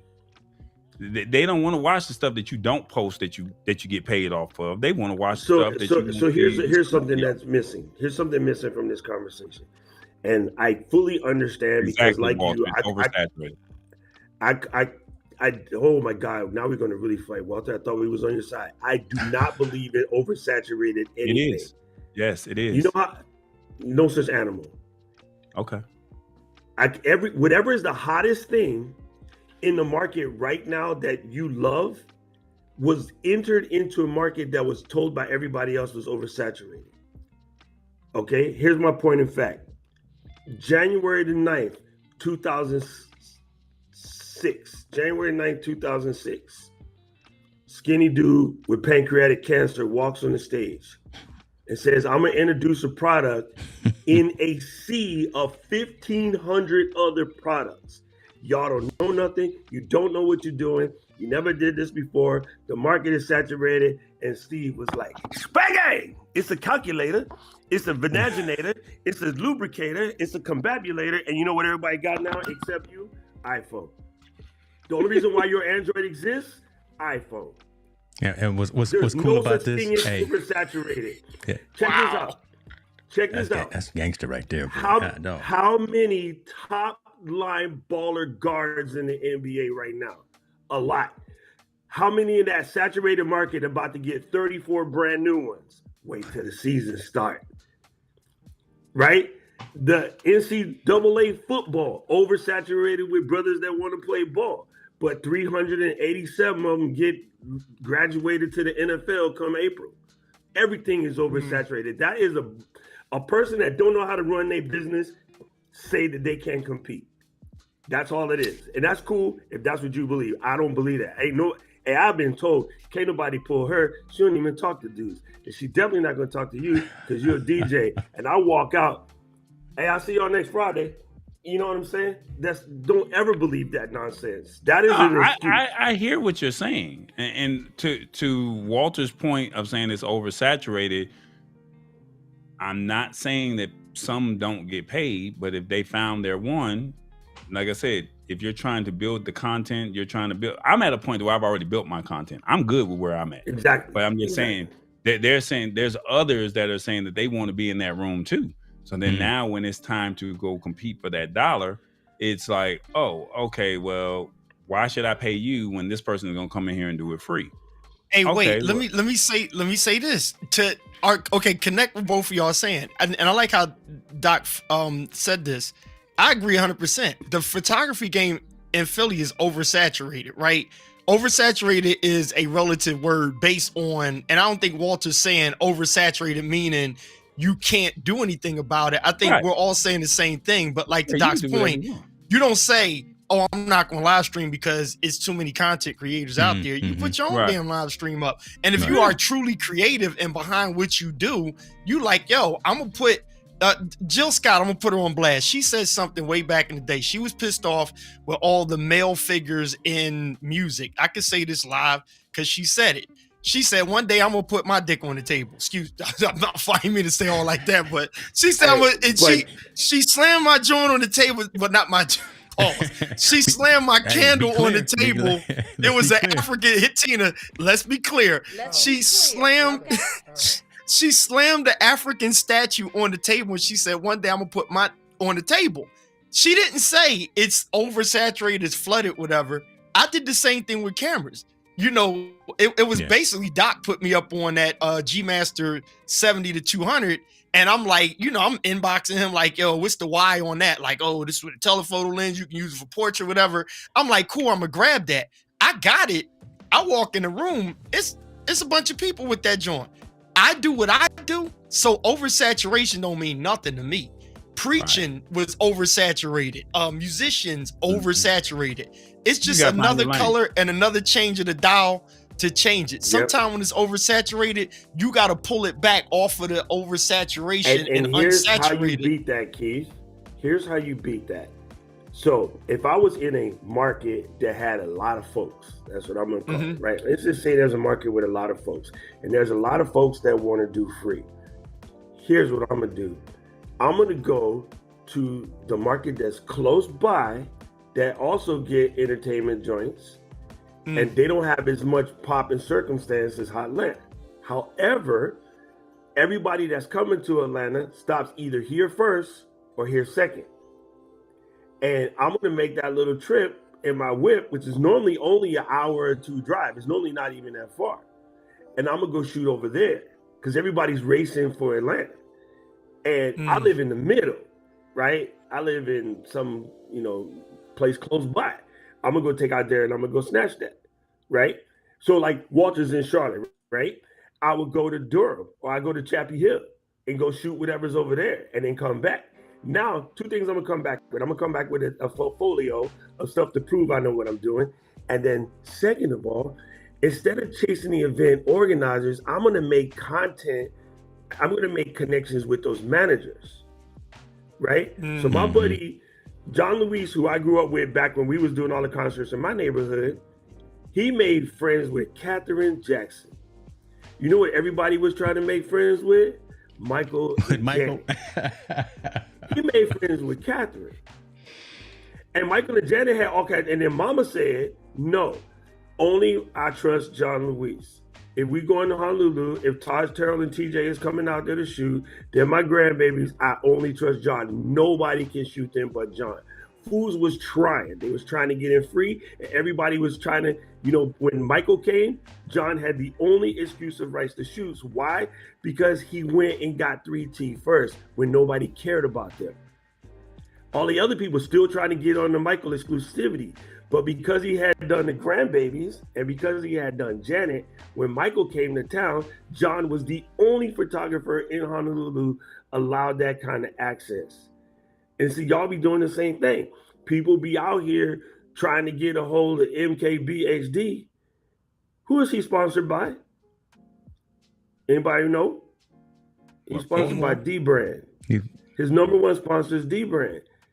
How many people had enough intelligence to contact D-Brand and say, can I get a hookup through this because this is how this might work? You're trying to call Marquez. Marquez ain't talking to you. But D-Brand is his sponsor. They pay him the majority of his loot. Call somebody at D-Brand, dummy. You're doing it the hard way, right? But then the last thing I was going to say is the way you solve this problem is do other gigs that will get you covered. Real estate is big. At Hotlanta push a lot of real estate. You can get some good gigs, and they're not going to be flashy, and you don't get to brag, but you'll make some money. While you're making that money, you go align yourself with a world-class photographer and learn angles, learn lighting, learn framing, because everybody else is learning tutorials on YouTube, but they have never got the training from a pro level. You know what I'm saying? You got to know how to mix then it. You come back 6 months later with pictures that ain't got nothing to do with celebrities, but pictures of other folks. If you can make Keith ugly ass look fresh, and you throw that in your thing, you can lighten him up just a little. You got pictures of Walter in his suit. Walter come down to speak or something. You got pictures of him in the suit, and it just looks different because you're not doing the classic. And you remember when all the brothers be in the club with this pose right here? Little club you know what I mean? Just the squat down with the big high back rattan chair, and everybody like link up, and they be doing the Q dog pose and whatnot. Everybody's taking those pictures, and that's what everybody's doing at the event. But when you learn how to get some different angles, you know how to pull some stuff like nobody else got. Now you stand above the rest. You know what I'm saying? People be like, well, the reason why he good is because Dale Curry was his dad. No, he still had to do the work. I can't stand that little high yellow mother. But I'm gonna tell you what, right now he is the GOAT. When this is all said and done, LeBron Mike conversation will not exist. And I know y'all gonna hate me for this because I'm a hardcore Mike dude. I'm a hardcore LeBron dude. But when Redbone keep doing his thing, LeBron and Mike is gonna be an afterthought. And it ain't because he Dale Curry's son. It's because he put in his own level of work. Truth. Like Truth. 1,000 shots. You just find your lane. That's it. You just gotta find your lane. He found the lane because everybody was talking smack. He's never going to be able to do this, and this. So he gets cool. I would learn how to throw free throws from 3 weeks ago and still hit them. And he was the first person to ever be at 100 3-pointers in the playoffs. Not 100 points, 100 3-pointers in the playoffs. Bro, Tall Boy said it, and I'm gonna use this and I'm gonna quote you on it. Go to the dollar store and get some zip ties. Right? that preach right there, bro. Go to the store. That's basically what Doc just said. You go to the store and you get some zip ties. You don't sit there and say it's over saturated or they not doing this, they not doing that. I'm telling you, I watched these other photographers in the room, and the one dude, he was quick. So to Walter's point, he was quick, but I was like, if you color grade the picture, it's better quality than just coming straight out your Sony or Canon. It's a good picture, but I can pop that, and if I can get it to these people in less than 24 hours, that's worth the wait than do, because while he's sitting there, like Biggie said, while you there, what's your name, what's your sign, and I creep up from behind, I'm creeping up from behind saying, yo, here go my Instagram joint. I'm gonna have these pictures to you tomorrow. And the chicks is like, oh, word? Homeboy, he give him the one he shot in the room with my lighting, my aperture lighting. But nonetheless, right? Nonetheless, that's why I cut it off of my iPad. Like, yeah, all right, boy. Anyway, nonetheless, less than 24 hours by the time the drunk wear off, they wake up, they like, damn, look at this. And I popped them off real quick. So it's like, you find the lane. So like Tallboy, like you saying, I would love it if I was in Atlanta too, because I would like the challenge of saying, what's the problem here? Take into account what Doc said. We talk about all this equipment and stuff. It's like, yo, make it work and charge your price. Key point to what Doc is saying. I said to one client, she's like, yo, I need you to shoot this thing. I'm like, cool. She said, give me your numbers. My dumb ass, I gave her a number. Like, I don't mind saying it. For the gig, I was like 5,200. And I factored in what I thought I factored in. And she looked at me like, she's like, you smoking or something? Like, dog, is you serious? She looking at me like, you got all this equipment. She was like you tripping. And so I said, well, what's the but? She like, it don't matter what the budget is. Like, what's your worth? And I thought about it, and she looking like, here, I'm gonna do this on the love. Double that number. First of all, that's where we starting from.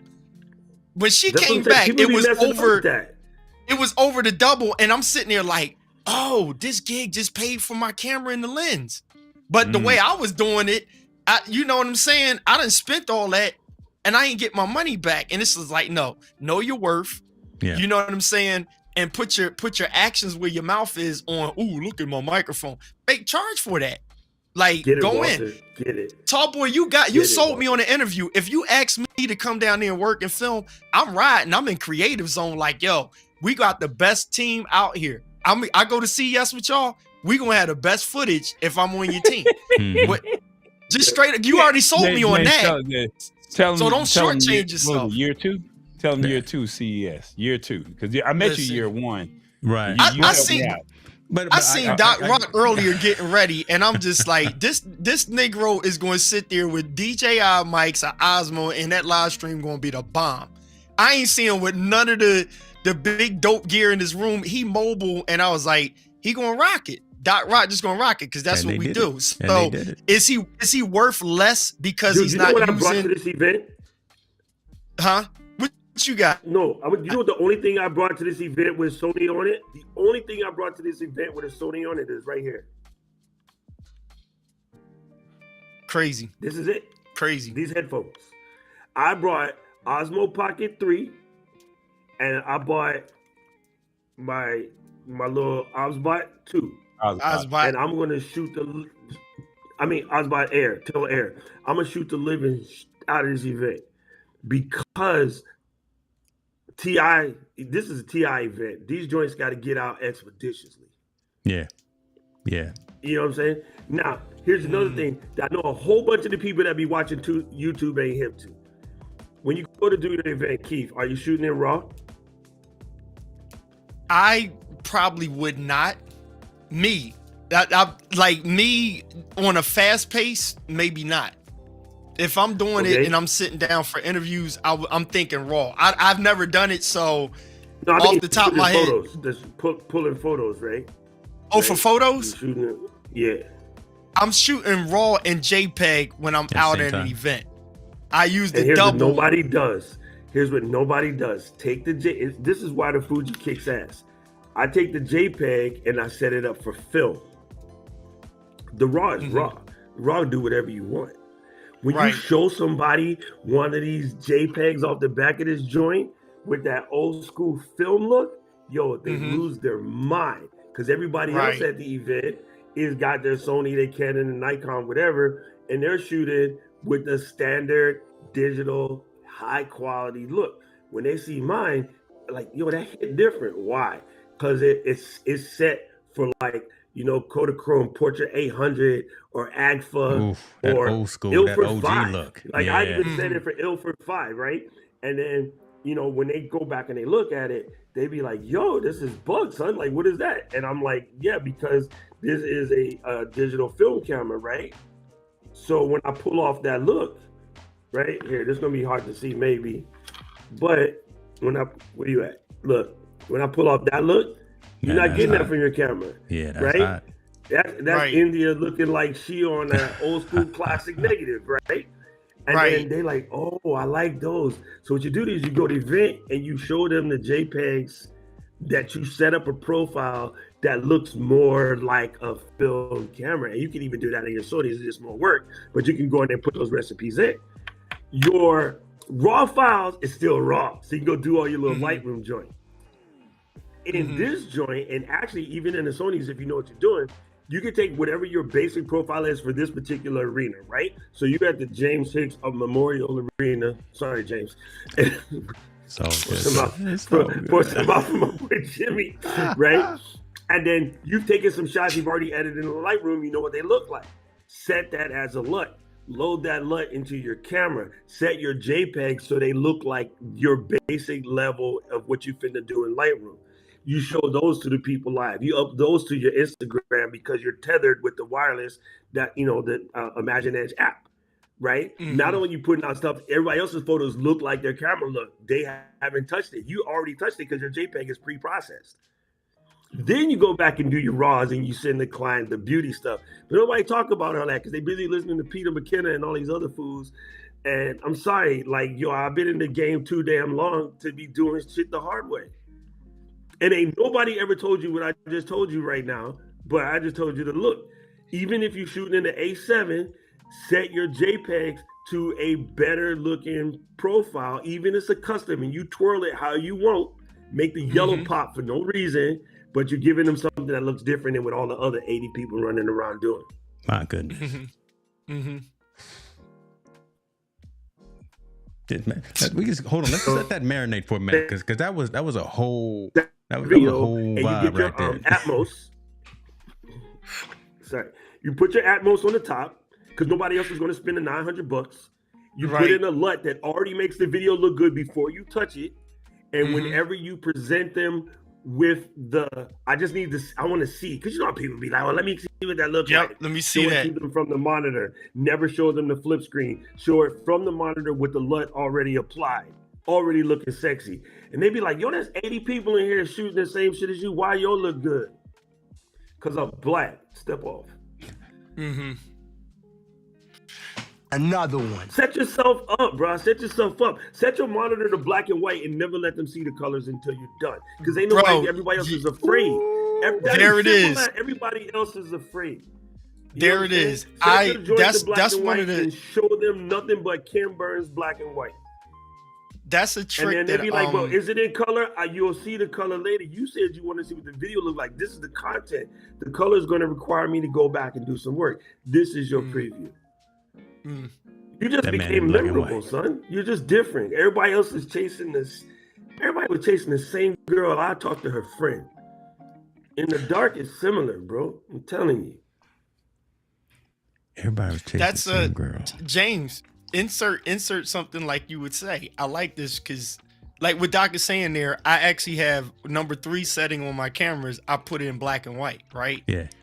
And I have it where what I like with the Sony is, well, with cameras, right? If you know how to do it, I'll actually shoot in the crop frame that I know I'm pretty much going to put it there, even though the raw is going to come up in Lightroom still 2x3, right?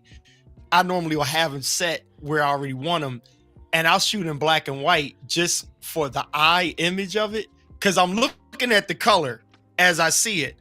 But for that right lighting and whatever, and the angle I'm gonna hit, I throw it in black and white to kind of like challenge it. It's kind of like when you do music and you got keyboards and stuff, but you go over to the baby grand and play the song to get the feel for it with a raw piano. And then you go back to the keyboard piano thing and play it. Once you say, oh, I like the way this sounds. You know, you pick up the guitar and play it over here, not plugged up, just raw in the corner. And then you pick up the electric one to play the thing. That's like creative space. Now, here's the thing. I'm going to throw the monkey wrench in the room. The issue is when different becomes popular and common amongst everybody to the point where everything is now the same. I was expecting you to say something like that, James, because now I'm letting people go, "Ooh, that's a nugget." And now, if everybody in that room heard what Doc just said, then everybody's the same. So here's the thing that I think, Doc, you can say this, or I'll just snitch on you and say it because I know it about you. you can sit in the room and tell everybody the best thing to do with their camera. And it's not that you hiding something back or holding out, but when you're a creative like that, you just always have that. So one of the laws is the more you give, the more you actually receive. So if you confident with yourself, I don't have to hold back a bunch of secrets because I can truly help people, because I'm going to just sit there after I done told everybody what to do with something. My brain is just going to go, how can I do it better? Right. Yep. And then that's the edge right there. So but it's authentic. That's what I like about people like us on here. Well, you're giving away authentic. You're not pimping people to sell it. And then you get them all hyped on one thing because you already know you got the next thing ready. Like I just think that's corny. Yeah, but at the end of the day, let me add this real quick. Let me add this real quick, Tom, before you chime in. Hold on, let me add this real quick. But this is why I like how Doc came in late, right? And again, he probably hasn't heard many of the discussion that Keith and I have on a weekly basis. We always talk about, again, there's a lot of noise out there, but rise above that noise and bring value and be intentional with what it is that you do. And the fact that you fell right in place with that, as we are encouraging each other to go out there and do the thing. Don't be discouraged, and don't try to be Marquez. Don't try to be Justine. Don't try to be Jason Vaughn. Don't try to be all those other folks. Be you, and be just enough different that folks will pay you for that value. That's what we really. And Doc, I know you try to have that conversation with your community every week. And I remember texting you and saying, "Man, I just don't know how you do it, man, because my patience isn't that as good as yours." But we appreciate you for that. But these are the lessons. You're gonna laugh at me if I tell you the reason why I do it or how I do it. Well, you've told me why you do it, but it's a dope story. I was put here to straighten fools out. Yeah. A whole bunch of people told me a bunch of dumb things about me that I believed when I was younger. I believed all of these dumb things that were said about me. And then when I almost died and I was, going to that thing, and somebody said, "Hey man, you can't come up here." I was like, "Oh, I better go back to Earth then, because I ain't going there." And then they're like, "Nah, man, as much smack as you talk, you definitely can't get in now. You was talking all that fire." And then St. Pete was like, "You better turn your ass around." I was like, all right, so I went back. I came back to life. And I was like, I'm not going to lose another day sweating something else somebody else had to say about me. You know what I mean? Yo, I was looking at the light, fam, like they tell you in the movie. I was staring at it. I was like, damn, this is the club? Can I get VIP? And they're like, no, fool, you're not up here. You need to go talk to Pastor Keith. So I came back, and my heathen ass basically coach preachers now. So I guess I had,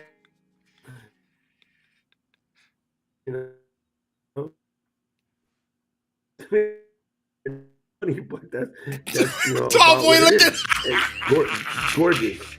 And I don't know if people understand this, but you remember how in the 80s, right? In the 90s, everything was about the gated snare. Do you know who invented the gated snare? I don't even know. Who? It sorry, wasn't Teddy. Bro. I don't even want to do you, because James ain't going to do you right. Bro, you froze for about like a good 10, 15 seconds. All we heard was the light, and then you stopped. And James don't want to blame it on E-Cam. No, I'm James saying ain't did it got to get a snare. James ain't gonna say nothing. Yeah, James ain't gonna say nothing. So we missed a good chunk of what you just said, and I do apologize. You just down to blame E-Cam for everything when it ain't got nothing to do. That's okay. Look, we'll take the blame. You know what? I'll take the blame. You know what? No, I'm just saying we just missed what you said. That's all I'm saying. Doc over there at Disney World, and and he on that DeSantis internet. He was Mickey Mouse chewing on the cords. Say Rico Wade. No, actually, the gated snare was invented by Phil Collins and his engineer, and what's his name, Pagum, right? Hugh Pagum. And what happened was they only had like an old SM58, and they had laid it on the ground next to one of them old school plate reverbs, right? You know, what had the snare wires in the bottom? You know the reverbs that you could shake at Jamaica? They go, rude boy, like that. And it was an accident. They were supposed to change the patch, and they patched it wrong. And then he went, and then everybody was like, what was that sound? And do it again, Phil. And Phil went, doof. And they're like, oh, snap, what is that? And next thing you know, you heard, I can feel you calling. And even the lyrics, they don't mean anything. If you really listen.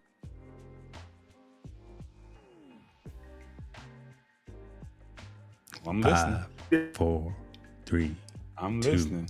1. I can feel Anything. it. Those were the mumbles. One of the most famous songs. History lesson right there. Stupid internet, y'all over here messing. It's That's Disney World. No, you know what it is. You know what it is. Katie over in the other room saying, "Doc, you need to go to sleep because we working hard." That's what it is right there. Katie is right upstairs. I can bang on the ceiling. That's what it is. She said, "Listen, Katie, send Kaylee a link. Send Katie a link. Yeah, hey. Yeah, because yo, tell Katie I want them shoes she had on at the airport.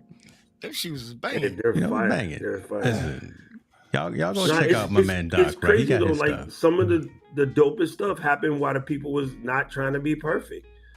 You know what I'm saying? They wasn't trying to be perfect. They were just moving studio equipment around, plug some joint in the wrong hole, and it made a whole song to it because it was a dope sound.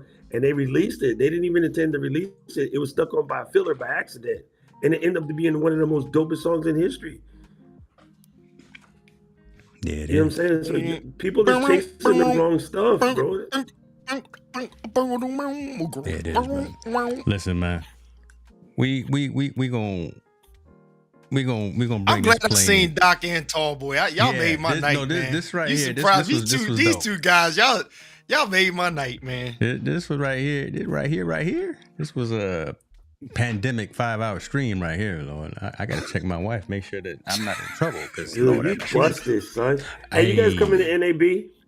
Yeah, I'm coming. I'll be trying to. Where's it at? It's in Vegas. Vegas, man. Because I'm already gonna be in Vegas for the Super Bowl game, bro. Yeah. Hey, Chief, you can come and shoot with them. Yeah, that sounds nice. That would be dope. I'm like with Tall Boy. They food, plane tickets. Nah. I'll bring my own Nanook case, but I need a little grub. You know what I mean? See, you asking for the wrong thing, brother. You need to be asking for that hotel. That's what you need to be asking for. You messing up. The hotel is because y'all not understanding. They just went up on them resort fees, brother. So I got a Palazzo hookup though. Venetian. No. I said they went up on the resort fees. That's the resort fee. Oh, they just went up. So last week they just went up. Giving you a heads up now. Vegas is not playing. I was gonna book like 2 weeks ago, and I didn't because I was trying to finalize a date. And I looked today, and my room is $125 more a night than it was before. Good Lord. Ouch. And I'm staying right next to the convention center because I just want to walk right across the street. Staying at the Circus? Which one you staying at? No, hell no. Come on. I'm only saying that because I made that mistake, brother. No, are you staying at the Residence Inn? The one right across the street? Don't get that one. That's where I stayed last year. That's where I stayed last year at the Resident, right across the street. Yeah. And that's the secret squirrel because don't nobody know about it because it's don't be telling hidden. everyone. We coming in here telling everyone. I'm going to stay at the Springfield this time because it's still Marriott and I'm Marriott Platinum Elite. So I can book the bootiest room and they'll give me the cookies on his bed. Marriott Platinum Elite, son. Cookies on his bed. So don't trip about the room, man, because I may have some. I got some things. I'm part of Founders Card. Here I'm gonna throw this out there. I'm gonna bless y'all. Yeah, this is some of that. This is some of that Silicon Valley stuff that I got. You got connects. I do.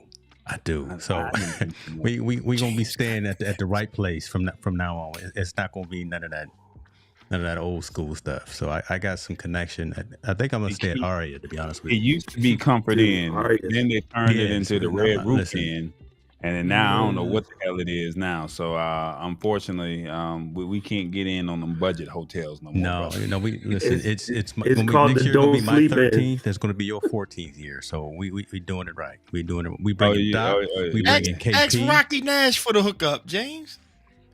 No, Rocky knows where everything is, but then she go back home, right? Rocky she be like she be real evasive. She be out there. She get it in, get it done, and boom, she be out. So it's hard to keep up with her. Shouts out to last year, Rocky was in all fairness, she lives out in Vegas, so that's no different from me coming to Philly, Keith, or going to Hawaii, Doc, or you coming to Atlanta.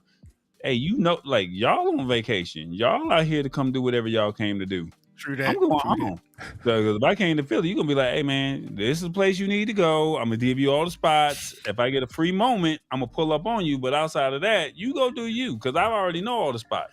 And now, y'all going to come to my little spot up in here and we're going to come hang out in the basement, make sure Miss Tina don't. I ain't getting no hotel. Nephew's at college, so his room is empty. I mean, like, Zay, can I sleep in your room? He like, go ahead, Come on, I'm like, Tina. Hey, Tina from my hood. I'll be like, Tina, remember around the way, we used to go get some Florida Avenue grill. And she's like, I can do that. All right, cool. Keith, give me a coffee, son. In the streets, you know what I'm saying? Keep go siphon us off get some James coffee. some brown liquor, you know what I mean? Yeah, give me some brown liquor and give Doc some siphon coffee. I'm gonna get James some Deacon juice. Deacon juice. We're gonna make this happen. We're gonna make this happen this year, 2024. We're gonna make it. Listen, I won't be cognizant of time, brother. You need to go to sleep for one thing. Appreciate you for jumping on, Doc. I gotta go to sleep too. So what's the event that you're doing once again, Doc? That you out there for? I'm doing PodFest over here. I'm speaking at PodFest, and then I'm going to Podcast Evolutions, and then I'm going to NAB, and then I'm going to headquarters at Leap. Man, when you get on that plane from Hawaii, you make sure when you hit the 48. Is that White House? Yeah, it's good. No, headquarters is ECAM headquarters. You might not be invited. Your ECAM card got revoked. You're right. You VMix guy. You can't come up in there flashing the VMix. Vitamix. Next time I come on this show, I'm wearing a VMix shirt. You gonna come in here. This is my VMix card. Know what? Well, the reason why I love it because the PC people are like, when y'all gonna make ECAM for PC? I'm like, use VMix. Move on. But you know what the funny thing is? The Mac people come on to us because tonight they just had the VMix Fun Time live stream today. And they didn't do it on tonight's podcast or live stream, but there's a lot of Mac people that come on and say, when are y'all going to make VMix available for Mac? And they've made it, it's an Australian-based company, and they've made it very clear. They have no intentions of ever going over to Mac. So, yeah, it's just people don't know because they hear somebody say it, Yeah. So here's what you need to do. Let me hook you up on a favor. You go and get yourself the Ecamm basic joint. You don't need to ever touch it. Don't need to open it. Don't need to stream. Then you open up the affiliate account because you have to be an active user. And then every person that comes on your VMix stream and ask you about when you're going to come from Max, send them that link, and I'm going to give you 30% of the prescription for as long as you stay black.